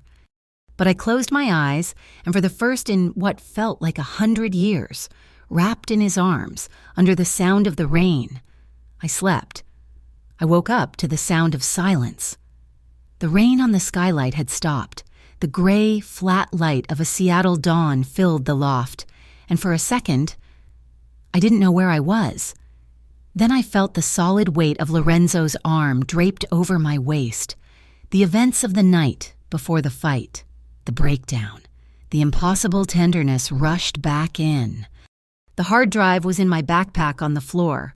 The next-door post was still on the internet. The victory and the betrayal were tangled up, and I was in the middle. I slipped out of bed. Lorenzo was awake instantly. He didn't startle. He just opened his eyes, fully alert, as if he'd never been asleep at all. "Morning," I whispered. He sat up, the blanket pooling around his waist. "Morning." He was already analyzing. "The vote is Monday. Today is Saturday. We have less than 48 hours to make our move." He got up, pulled on a fresh shirt, and poured 2 cups of coffee, all in one smooth, economical motion. He handed one to me. "It's time." We split into teams. "Teams?" I sipped the coffee. It was black and strong. "Team 1 is retrieval. That's you, Ha-Yun, and Milo." I almost dropped the cup. "Retrieval Lorenzo. I have the drive. Milo's affidavit, the server data, it's in my bag."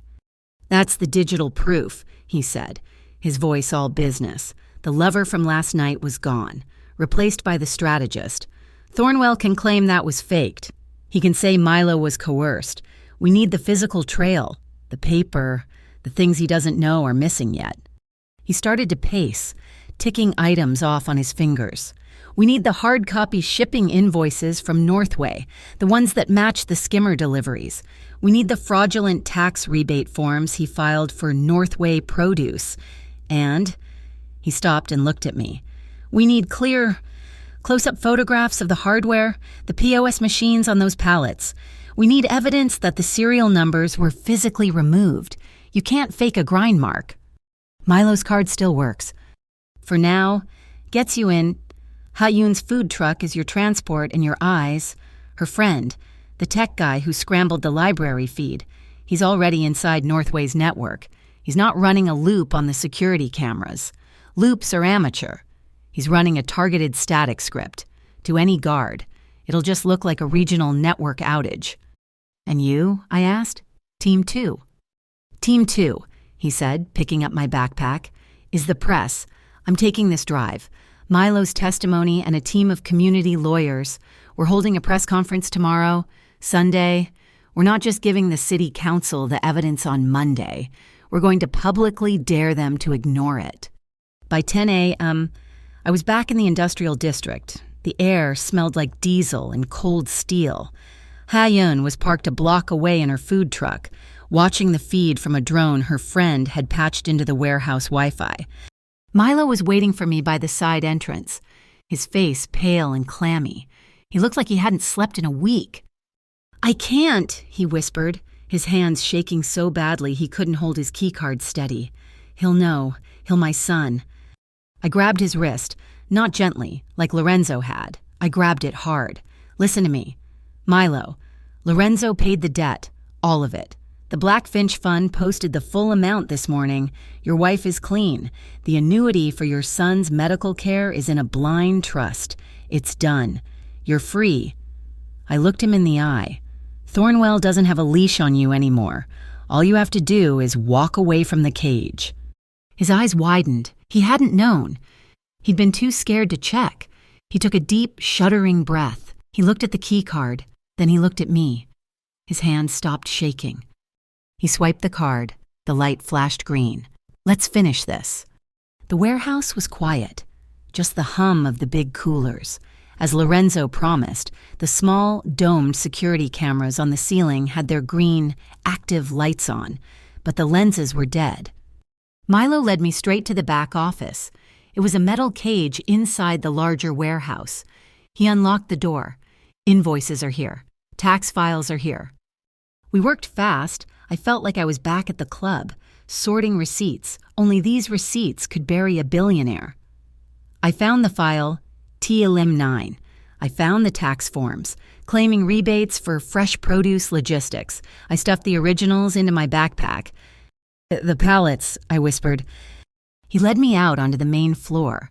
In the back, near the moss-green container I'd seen on my first night here, was a stack of pallets covered in black tarps.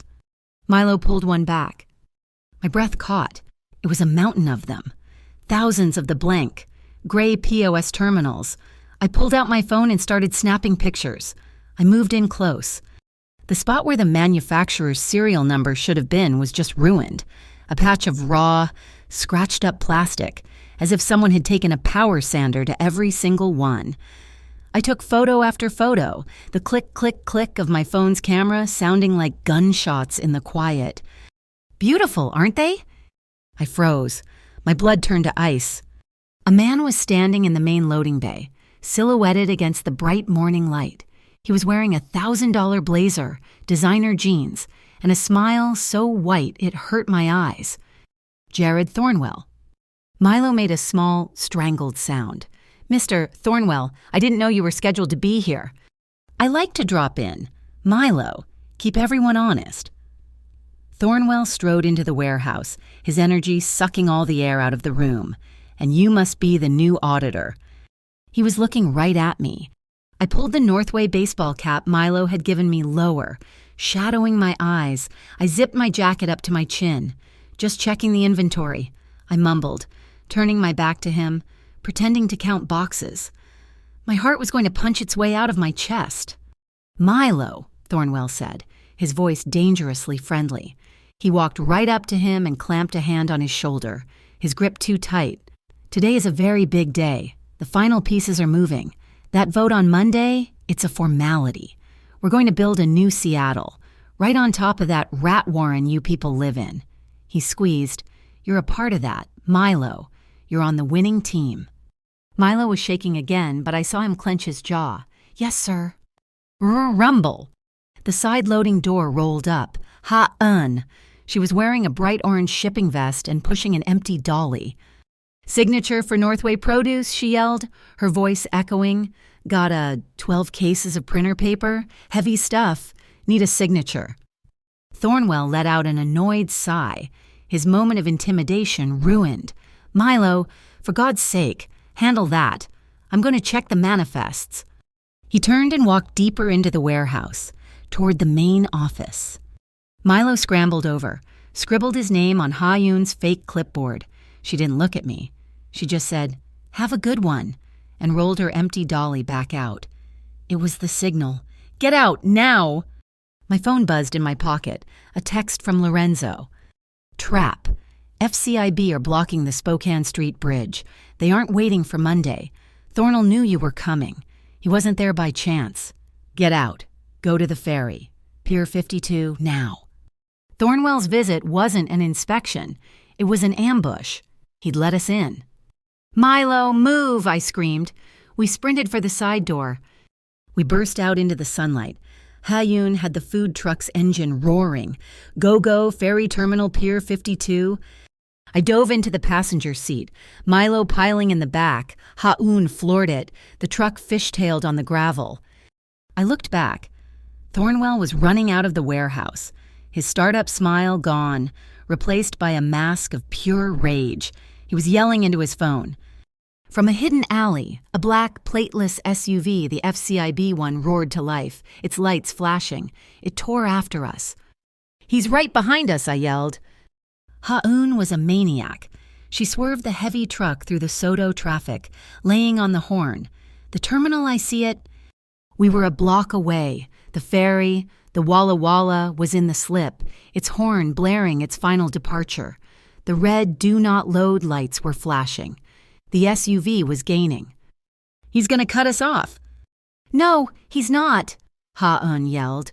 She swerved, driving onto the sidewalk, scattering pedestrians, and cut straight across the parking lot. She hit the ticket booth, smashing the flimsy wooden arm into 1,000 pieces. "Ha-Yoon, the ramp!" I screamed. It was already pulling up. "Hold on." She didn't slow down. She hit the metal ramp with a deafening crash. The truck went airborne for a terrifying second, then slammed down onto the vehicle deck of the ferry with a sound like a bomb going off. We were on the ramp closed. The black SUV skidded to a stop on the pier, blocked, just yards away. I let out a ragged breath. We'd made it. Not yet. I looked up.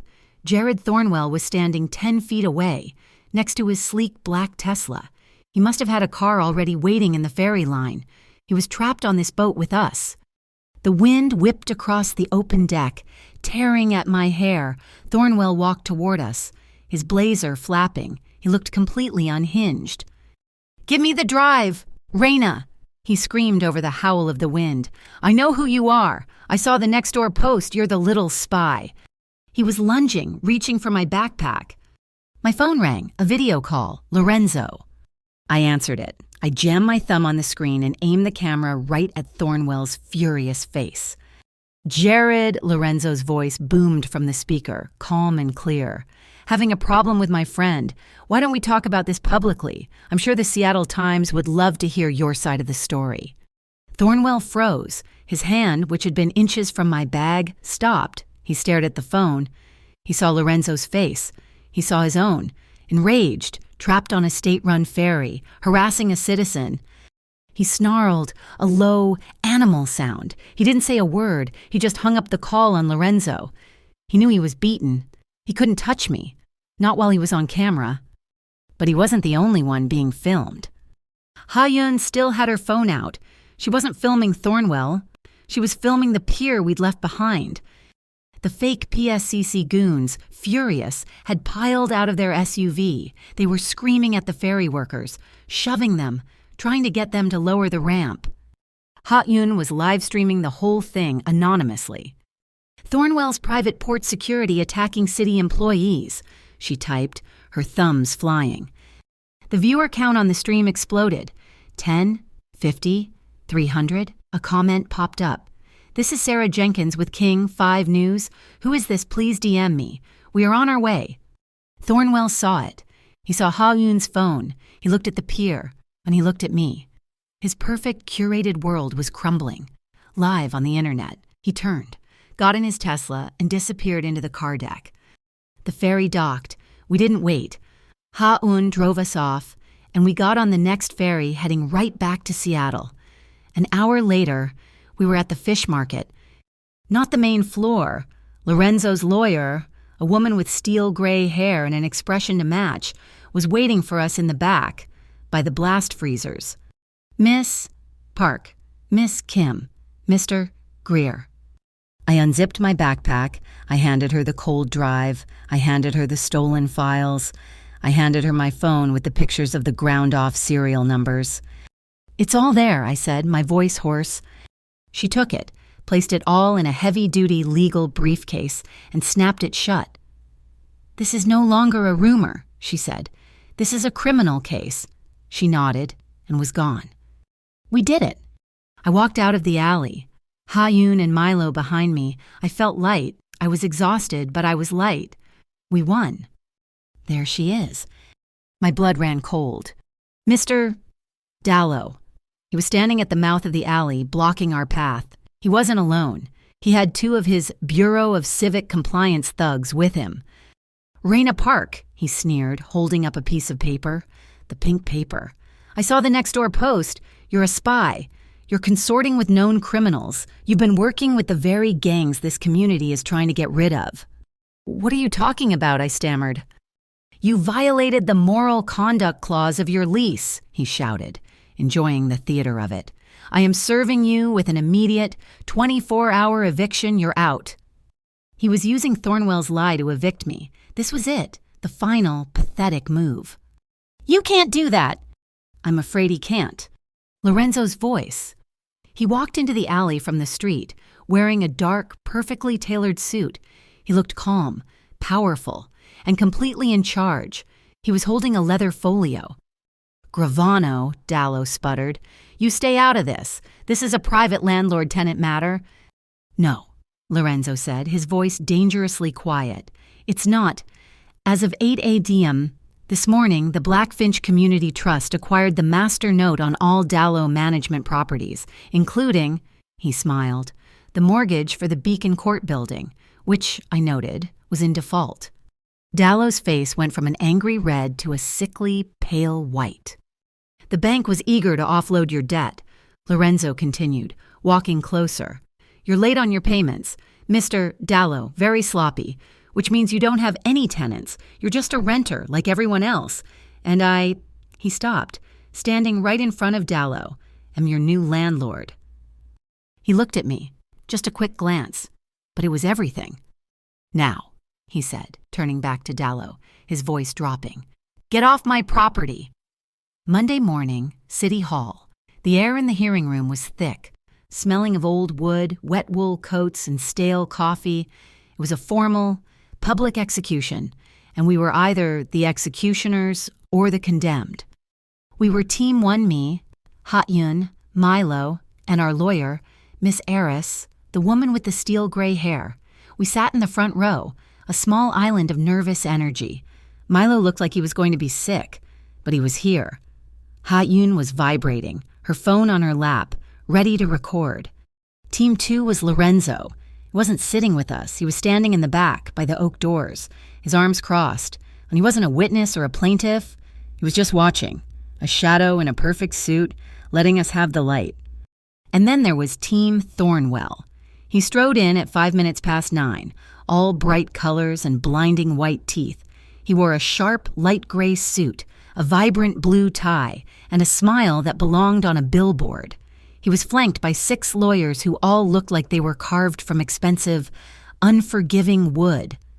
We will now hear testimony regarding the proposed sale of the Beacon Court properties to the Better Harbor Charitable Fund. The council president, a woman with an exhausted face, announced. Jared Thornwell was first. He was magnificent. He didn't just walk to the podium, he owned it. He clicked his remote, and a beautiful rendering of a glass and steel campus filled the screens behind him. "This," he said, his voice resonating with that perfect, inspiring startup cadence, "is not just a building. It's a new beginning, a green innovation hub, a promise to move Seattle forward." He spoke of synergy, community integration, and sustainable futures. He made our tenement building sound like a plague that he was graciously offering to cure. "The Better Harbor Fund," he concluded, smiling warmly at the council, "is offering 30% above market value, a generous relocation package for the handful of current residents, and a brighter future for the entire district. This isn't just a sale, it's a gift." The council members were nodding. They were eating it up. "Thank you, Mr. Thornwell," the president said. "We will now hear from Miss Eris, representing the Beacon Court Residents Association." Miss Eris walked to the podium. She placed a single, thin file on the wood. "Thank you. Madam President, I have no glossy renderings. I have only facts. First, I would like to call Miss Raina Park, a resident of Beacon Court." My name echoed in the chamber. Every head turned. I saw Thornwell's lawyers whisper to him. He just smiled, that confident, brilliant smile. I was the spy from the next-door post. I was a discredited witness. I walked to the podium. My knees felt like water. I could feel Lorenzo's gaze on my back, a solid, steady pressure. "Miss Park," Eris said, her voice calm, "can you please describe your experience as a tenant under Mr. Thornwell's management?" I gripped the sides of the podium. "I'm a waitress. I worked 2 jobs. We always paid our rent." I looked at the council members, at their skeptical, tired faces. Then Mr. Dallow, our landlord, he started threatening us. He said he'd call the Bureau of Civic Compliance. He said they'd take our things. He served me an eviction notice based on a false post on the internet. A post. I looked right at Thornwell. That called me a criminal. Thornwell's lawyer stood up. "Objection, this is hearsay. It's libelous, Mr. Thornwell does not manage these properties." Doesn't he, Miss?" Eris's voice cut through. "Let's find out." She clicked her own remote. The screen changed. Thornwell's beautiful rendering vanished. It was replaced by a flowchart.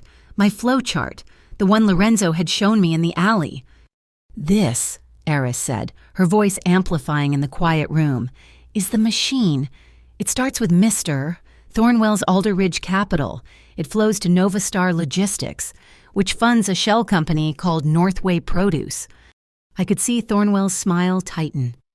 Eris continued, "Northway Produce then funnels its profits, which we will get to in a moment, directly into the Better Harbor Charitable Fund, the same fund that is now piously offering to save our city." The room was silent. A councilman leaned forward. "Miss Eris, that's a serious allegation. Where is the proof? The proof, Aris said, is in their paperwork. Click. The screen changed. A scanned document, one of the ones I'd taken from Milo's office. This is an invoice from Northway Produce. Aris said, note the date.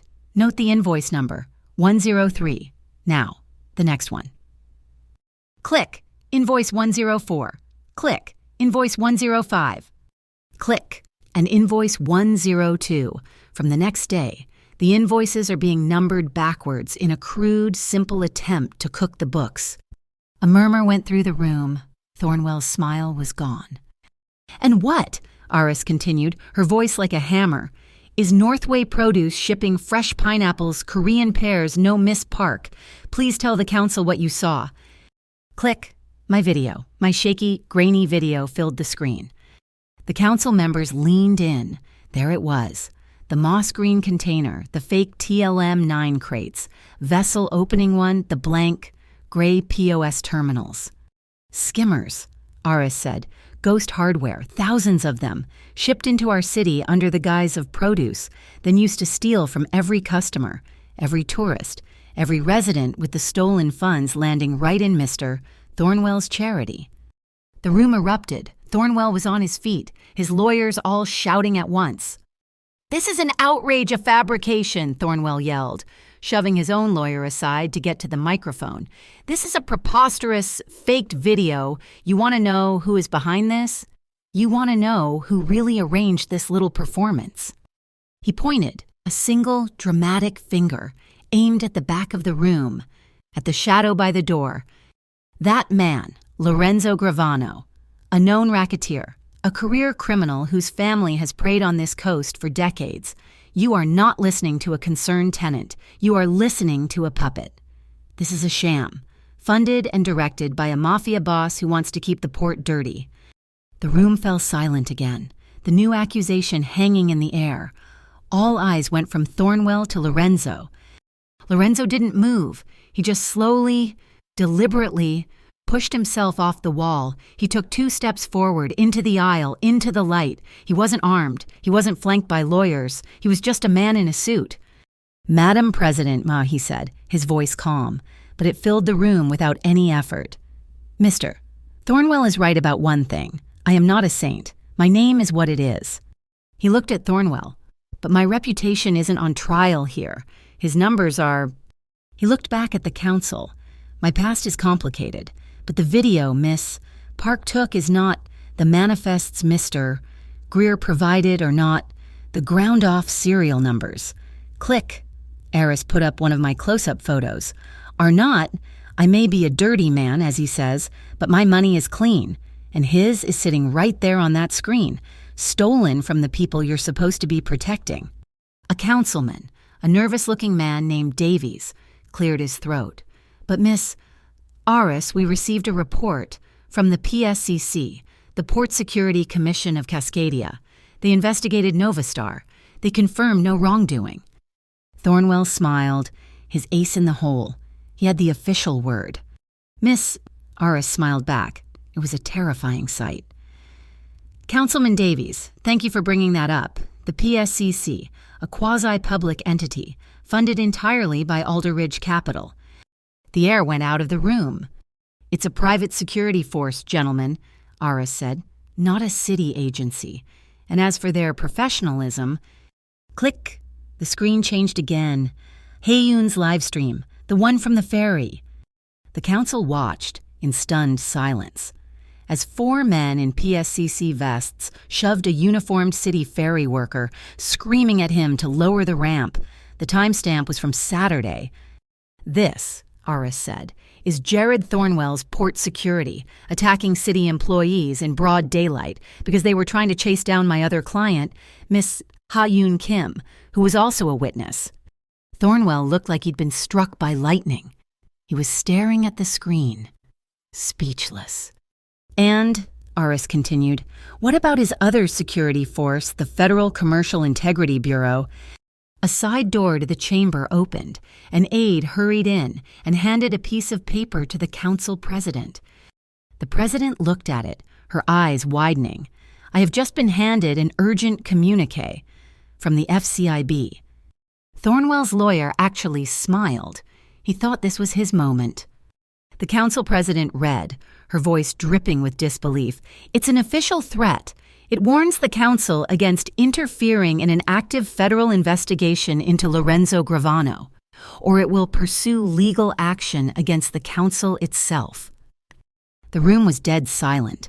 Thornwell was saved. A federal agency had just backed him up. The president looked up from the paper, her face a mask of cold fury. And this official federal threat, she said, her voice shaking with rage, was sent from a Gmail address. Laughter. It started as a snort from someone in the back, then it became a wave. The council members were staring at Thornwell, not with suspicion, but with open contempt. He'd been exposed as a fraud, a clumsy one. A Gmail address, the president yelled, slamming her gavel. This hearing is a circus, mister. Thornwell, you have brought fake cops into my city. The crowd, packed with residents from Beacon Court, erupted in applause. I move to vote, Councilman Davies yelled, his voice suddenly brave. I move to indefinitely postpone the sale of the Beacon Court properties, and I move to open a formal, independent investigation into the Better Harbor Fund, Alder Ridge Capital, and Mr. Jared Thornwell. Second. All in favor. It was unanimous, a sea of eyes. Thornwell just stood there, his face white, his mouth opening and closing. He was drowning. And then he made his final mistake. He lost control. You can't, he shrieked, his voice cracking. You idiots, you're ruining everything. You people have no idea how complicated the payment supply chain is. He'd said it in a room full of reporters. He'd admitted it. He knew exactly what was in those crates. He wasn't a victim of a conspiracy. He was the conspiracy. His lawyers grabbed him, physically pulling him out of the room as the cameras flashed.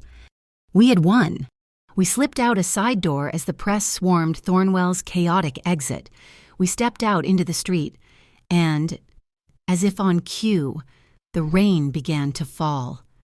It was a soft, gentle rain this time, the kind that washes things clean. Reporters found us anyway, microphones and cameras shoved in my face. Miss. Park, miss. Park. How does it feel? I couldn't breathe. The lights were blinding. I was frozen. And then, just like that first night, he was there. Lorenzo. He moved through the crowd, an umbrella snapping open. He didn't push. He just parted them. He put his arm around my back, pulling me against his side.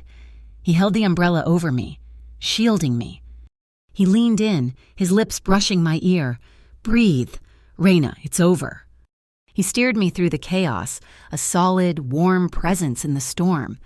As we reached the curb, he used his free hand to gently pull the hood of my jacket up over my head, his fingers brushing my temple. It was the same simple, protective gesture from the boat, from his apartment. I looked up at him. I could see the victory in his eyes, but also the quiet. The debt was settled. I smiled, a real smile, and for the first time, I felt the lightness in my chest that wasn't just adrenaline, it was hope. I thought, we did it. He did it. We're safe. But as we got into his car, the press still tapping on the glass, a single, cold thought threaded its way through the victory. The burner phone. The message, do not trust Gravano. Thornwell was done. Lorenzo had won. But Lorenzo wasn't the one who gave me the phone. He confirmed that himself. The anonymous messenger, the one who'd warned me about Lorenzo, was still out there. The game was over, but I had a feeling I still didn't know all the players. The victory at City Hall was a clean, bright flash, but it left a dark afterimage. We'd won. We'd saved Beacon Court. Lorenzo had beaten Thornwell at his own game, using the law, the press, and the truth as weapons. I should have been celebrating, but I wasn't. We were back at my apartment. My neighbors, after seeing the news, had been apologetic. Awkward, they'd brought me a fruit basket, but the trust was gone. Cracked like my old phone screen, and one question still sat in my chest, heavy and cold as a wet stone. The burner phone. Lorenzo had admitted he didn't give it to me. He'd used the situation, but he hadn't created it. The warning, "Do not trust Gravano," still echoed in my head. Someone else had put me in play. Someone else had aimed me at Lorenzo, at Thornwell. Someone else was still in the shadows. I'd kept the phone hidden under my mattress. That night, as the rain started to fall again, it buzzed. One last time. The screen lit up with the same anonymous, self-deleting message. Warehouse 12, Old Ballpark. You want the truth? Come get it, alone. My blood went cold. This was it, the final piece. I grabbed my jacket. I wasn't going to tell Lorenzo. This was my loose end, not his, but I wasn't stupid enough to go alone. I grabbed Ha-Yun. "I'm not letting you go there," she said, her face pale. "I'm not asking. Ha-Yun, you're driving, you're my exit, just like at the library. You park, you wait. If I'm not out in 10 minutes, you call Lorenzo. You call the police. You call everyone." She didn't argue. She just nodded, her jaw tight. The warehouse was at the edge of a defunct rail yard, its windows boarded up, its sheet metal siding rattling in the rising wind. It smelled of rust and damp earth. Ha-Yun parked the food truck in the shadow of a rusted-out boxcar. I walked in. The vast, empty space was lit by a single, flickering halogen work light.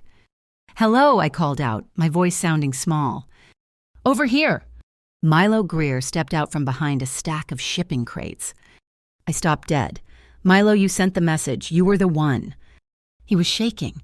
He looked worse than he had at the courthouse. He looked broken. "I had to. Raina," he whispered, his eyes darting to the dark corners of the warehouse. "I had to tell you. It wasn't I didn't mean for any of this to happen." "What, Milo? What didn't you mean?" "The phone," he said, the words tumbling out. "The burner phone at the North Pier Supper Club, the one that started it all. I left it for you." I just stared at him. The whole narrative I'd built it was wrong. "But why you didn't know me? You were working for Thornwell." He licked his lips, his gaze flicking to the warehouse door, to the darkness where Ha-Yun was waiting. "I wasn't given the order by Gravano. I was told to do it by her." He was looking past me, at the doorway. My heart stopped. Ha-Yun was standing there. She wasn't in the truck. She'd followed me in. Her face was a mask of guilt. I turned, very slowly, to look at my cousin. The blood drained from my face. "Ha-Yun!" She wouldn't meet my eyes. "No," I whispered. "No, tell me he's lying." "Raina, she started, her voice thick with unshed tears. "You," I said, the realization hitting me like a physical blow. "The tech friend who helped with the truck, the anonymous live stream, your sudden calm when I told you I had to go to the warehouse. You knew all of it." "He was going to take the truck," she finally burst out, tears streaming down her face. "Dallo. The bureau, they were going to seize it for my debts. I was looking for a way out. I found a message board about predatory lenders. It led me to the Black Finch, to him." "To Lorenzo," I said, my voice dead. His people, they were already investigating Thornwell. But they were stuck. They had no way in. They needed a witness. Someone clean. Someone Thornwell couldn't connect to Gravano. Someone who lived in the building. I finished for her. Someone disposable. Someone like me. The betrayal was so profound. It almost made me laugh. My own family. You fed me to them. Ha-Yun, you set me up. You let me walk onto that pier. You let me get cornered. You knew all of it was a setup. "It was the only way," she cried. "He could save us. He could save Beacon Court." "He didn't save me," I said, my voice as cold as the rain. "He just aimed me." "No." Lorenzo's voice, and he was standing at the warehouse door, just behind Ha-Yun, the shadow I could never quite escape. I spun on him, all the pain, all the fear, all the exhaustion of the past 2 weeks erupting as pure, white-hot rage.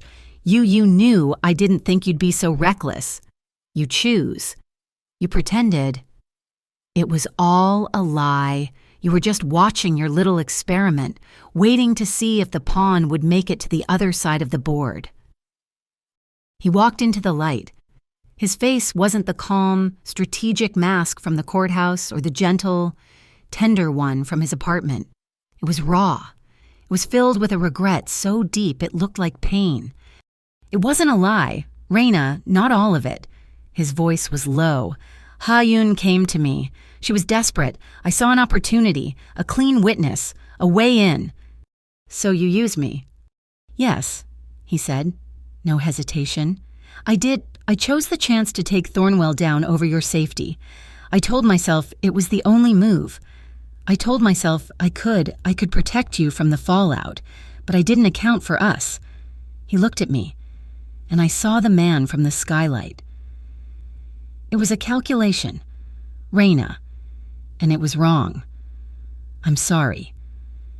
I stared at him, my heart breaking. He'd admitted it. He'd used me, just as badly as Thornwell had used Milo. Before I could find a single word, before I could scream or cry, the warehouse was flooded.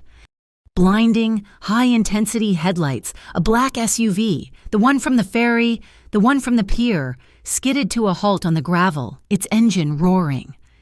The doors burst open. Jared Thornwell. He wasn't in a suit.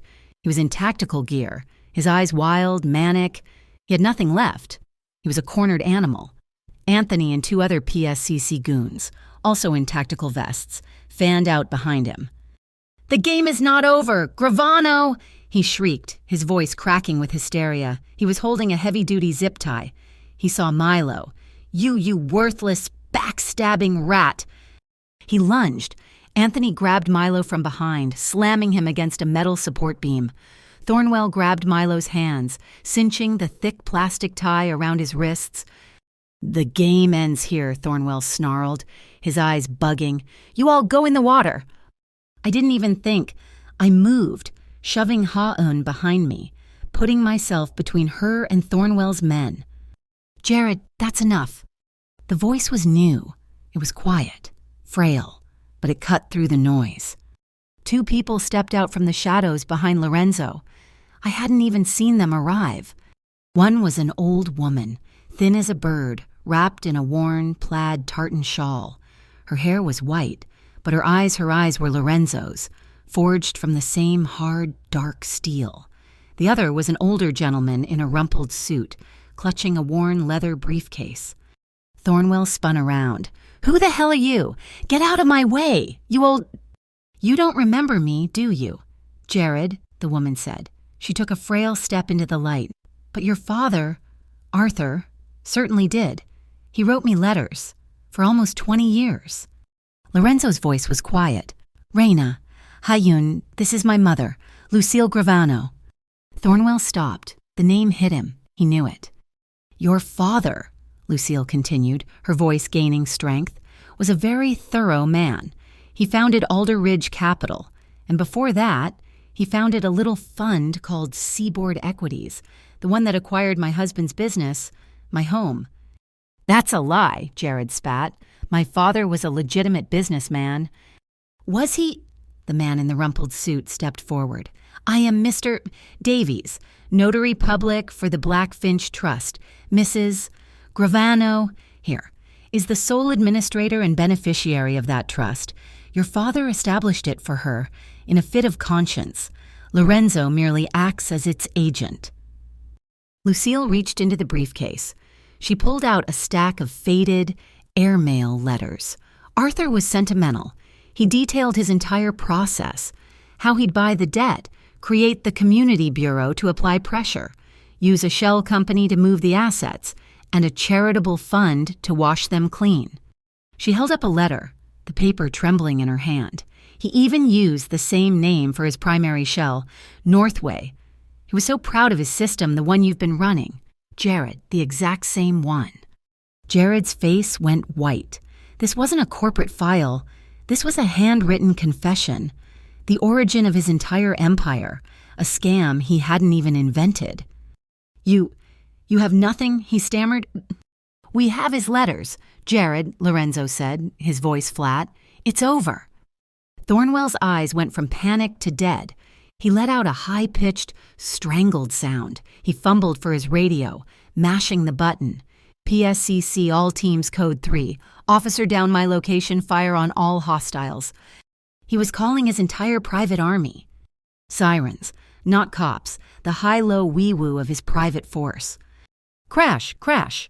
The high windows of the warehouse exploded. Smoke canisters. Thick, acrid smoke began to fill the room, stinging my eyes.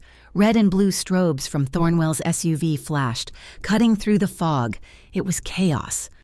"Back this way," Lorenzo yelled, grabbing his mother's arm. He grabbed mine. "We're leaving." In the middle of the smoke, the flashing lights, the shouting, I stopped. I yanked my arm from his grasp. This was it. The moment he dragged me out, the Mafia boss taking control. I looked him right in the eye. "Lorenzo, promise me, right now, you won't become him. You won't be this. You settle the debt. You don't become the predator." He stared at me, his face a grim mask in the swirling red smoke. The sirens were deafening. He nodded once. A sharp, absolute vow. "I won't." "This way," Ha-Un was yelling. She was pulling us toward a side door. She was holding her phone, its screen glowing in the smoke. "He's getting away," she shouted. "Thornwell's in his SUV. He's moving." On her screen was a map, a single, blinking blue dot. "What is that?" I coughed, my lungs burning. "The ferry," she yelled back, a grim, wild smile on her face. When he was screaming at us, I dropped my keys, slipped an AirTag right under his rear bumper. I knew he wouldn't just quit. He's running. The dot was moving fast, north. "He's heading for the Aurora Bridge," Lorenzo said, his voice pure steel. "He's not running from us. He's running to something." "Let's go," Ha-Un said. "Let's finish it. We didn't drive. We flew. We tore through the night. Ha-Yun's food truck rattling like it was coming apart, her phone in my hand, the blue dot of the AirTag, our only guide. "He's heading north," I said, my voice tight. "Up the viaduct. He's on the Aurora Bridge." "He's not running from us," Lorenzo said from the passenger seat, his voice a low, dangerous hum. He'd sent his mother and the notary in his car. He was with us. "He's running to his escape route. He's trying to get to his men." Ha-Yun took the exit, her tires screaming. We raced up the approach ramp. And there it was. High over the black water of Lake Union, the wind was a physical monster. It howled, shaking the entire truck, and in the middle of the bridge, under the sickly orange glow of the streetlights, was a roadblock. Not police. It was Thornwell's private army. 2 black PSCC-labeled SUVs parked sideways, blocking all lanes. And Jared, he was standing in the middle of it all, his Tesla parked beside him. He wasn't cowering, he was performing. He had his phone on a gimbal, a bright ring light attached, and he was live streaming, his face a mask of righteous fury, his hair whipping in the wind. "And this is what it's come to," he yelled into his phone. "The criminal Lorenzo Gravano and his associates have kidnapped one of my employees, Milo Greer." He pointed the camera at his own SUV, where I could see Milo, still bound, in the back. "They've threatened his family. They've tried to extort my company, but we will not bow to terrorists. We are here. We are waiting for real law enforcement." He'd flipped it, in one move. He'd painted us as the criminals. The comments on his stream must have been exploding. "He's brilliant," Ha-Un breathed, horrified. "He's desperate," Lorenzo said. He unbuckled his seatbelt. "And he's out of moves." He stepped out of the truck. The wind almost tore the door from his hand. He didn't button his suit. He just stood there, a solid, unmovable object in the middle of the tempest. "Jared," his voice boomed, cutting through the wind, "this is over. It's just you and me. Let Milo go." "Stay back." "Gravano," Thornwell shrieked, aiming his camera. "You're on live feed. 10,000 people are watching you threaten me." Lorenzo held his hands up, palms out. No threats. He took a slow walk into the no man's land between our truck and his roadblock. "Let's make a deal, a civilized one. You want what's on my phone. My contact's the Blackfinch data. It's yours. You let Milo walk over to us, and I'll walk over to you. I'll give you the phone, the data, everything. And we walk away." I stared at him. What the data was with Eris. He was bluffing. This was a distraction. He was buying time. But for what? Then it hit me. My mind flashed back to the city hall hearing. to Thornwell's final, panicked scream. You people have no idea how complicated the payment supply chain is. My mind flashed back to the first photograph, the moss green container, the stenciled code 7K. My mind flashed back to the manifests I stole, the TLM9 skimmers, the shipping code 7K. He hadn't just confessed, he'd given us the SKU number. I grabbed Ha-Un's arm, his live stream. Is it still going? Yes, and so is mine. I never stopped it. I grabbed my own phone and hit Go Live. I stepped out of the truck. The wind tore at me, stinging my eyes. Jared, I yelled. He spun, surprised, his camera swinging to me. The spy, it's the little spy. Hi, everyone, I shouted, looking right past him, at his phone, at my phone, at Ha-Yun's. My name is Raina Park. I'm one of the rats, mister. Thornwell is trying to save. I held up my phone, my fingers shaking, and pulled up the screenshot of the City Hall FCIB threat. Mister, Thornwell has federal partners. This is their official letterhead. Notice the Gmail address. I pulled up the photo from the ferry, and this is his port security force assaulting a city ferry worker. Jared was screaming at me, but I just talked over him. But he's right about one thing. The payment supply chain is complicated, isn't it, Jared, especially when you're using container designation 7K to ship illegal, blank serial number card skimmers through a produce company. Jared froze. His face went white. It was a direct hit. He knew that code. His 10,000 viewers had just heard it. And a calm, clear voice said, speaking of legal documents, Lucille Gravano stepped out of the darkness, the wind whipping her tartan shawl. Mr. Davies, the notary, was right behind her, his briefcase clutched tight. Jared Thornwell, she said, walking right up to him. He was so stunned, he just stared at her. Lucille pulled a sheaf of papers from the briefcase. This is the original charter for the Blackfinch Trust, the one your father, Arthur, signed. I am Lucille Gravano, the administrator, and this, she read, her voice as clear as a bell, is the morality clause. Should any agent of the trust, that would be you. Jared used the fund's assets for predatory, illegal, or extortionist activities. All assets held in the trust shall be immediately forfeited and transferred, in full, to the registered victims of said activities. She looked up, her steel gray eyes locking with his, and the primary name on that list of victims is the Beacon Court Residents Association. That was it, the final pin. He'd lost the money. He'd lost the narrative. He'd lost everything. Jared let out a sound, a high, thin, animal wail. He snapped. He sprinted to his SUV, yanked the door open, and dragged Milo out. He had a knife. He cut Milo's leg restraints, then pressed the blade to his throat. He dragged the terrified man backward, right to the edge of the bridge's railing. Everybody back, Jared shrieked, his eyes wild. I'll do it, I'll drop him. Get back. The PSCC goons raised their weapons. From the darkness behind our truck, I saw them Lorenzo's men, the ones from the warehouse, fanning out, their own weapons raised. No, Lorenzo roared. It was the loudest I'd ever heard him. He held his hand up, palm out. Stand down, all of you, guns down now. His men lowered their weapons. The PSCC men, confused, hesitated. Lorenzo was looking at me. He had done his part. He had kept his promise. He was de-escalating. It was my turn. I held my own hands up. I walked forward, slowly. Milo, I said, my voice as calm as I could make it. Milo, it's me. It's Raina. Shut up, Jared screamed, pressing the knife harder.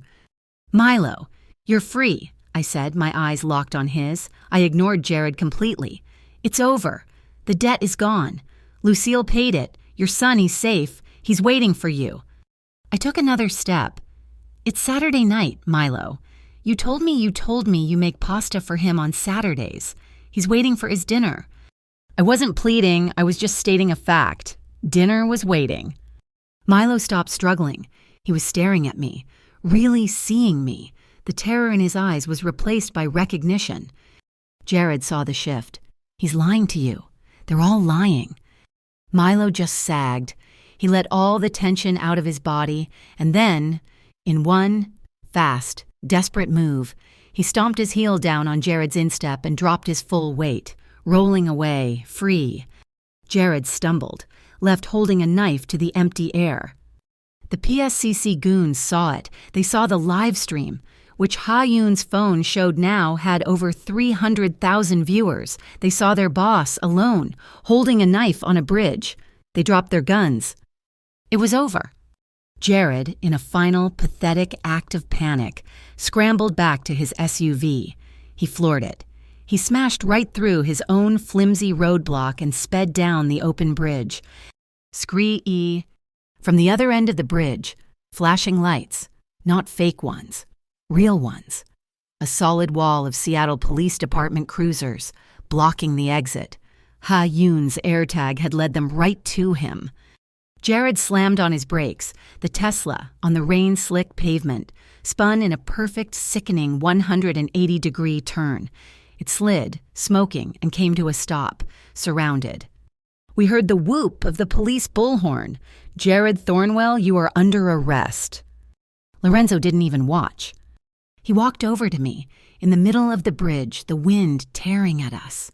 He looked at Ha-Yoon's phone. Still live. He looked at me. Then he knelt. He took the briefcase from his mother. He opened it. He pulled out the cold drive, the stolen invoices, the fake tax returns, his mother's letters. He held them up to the camera, to the city, to the world.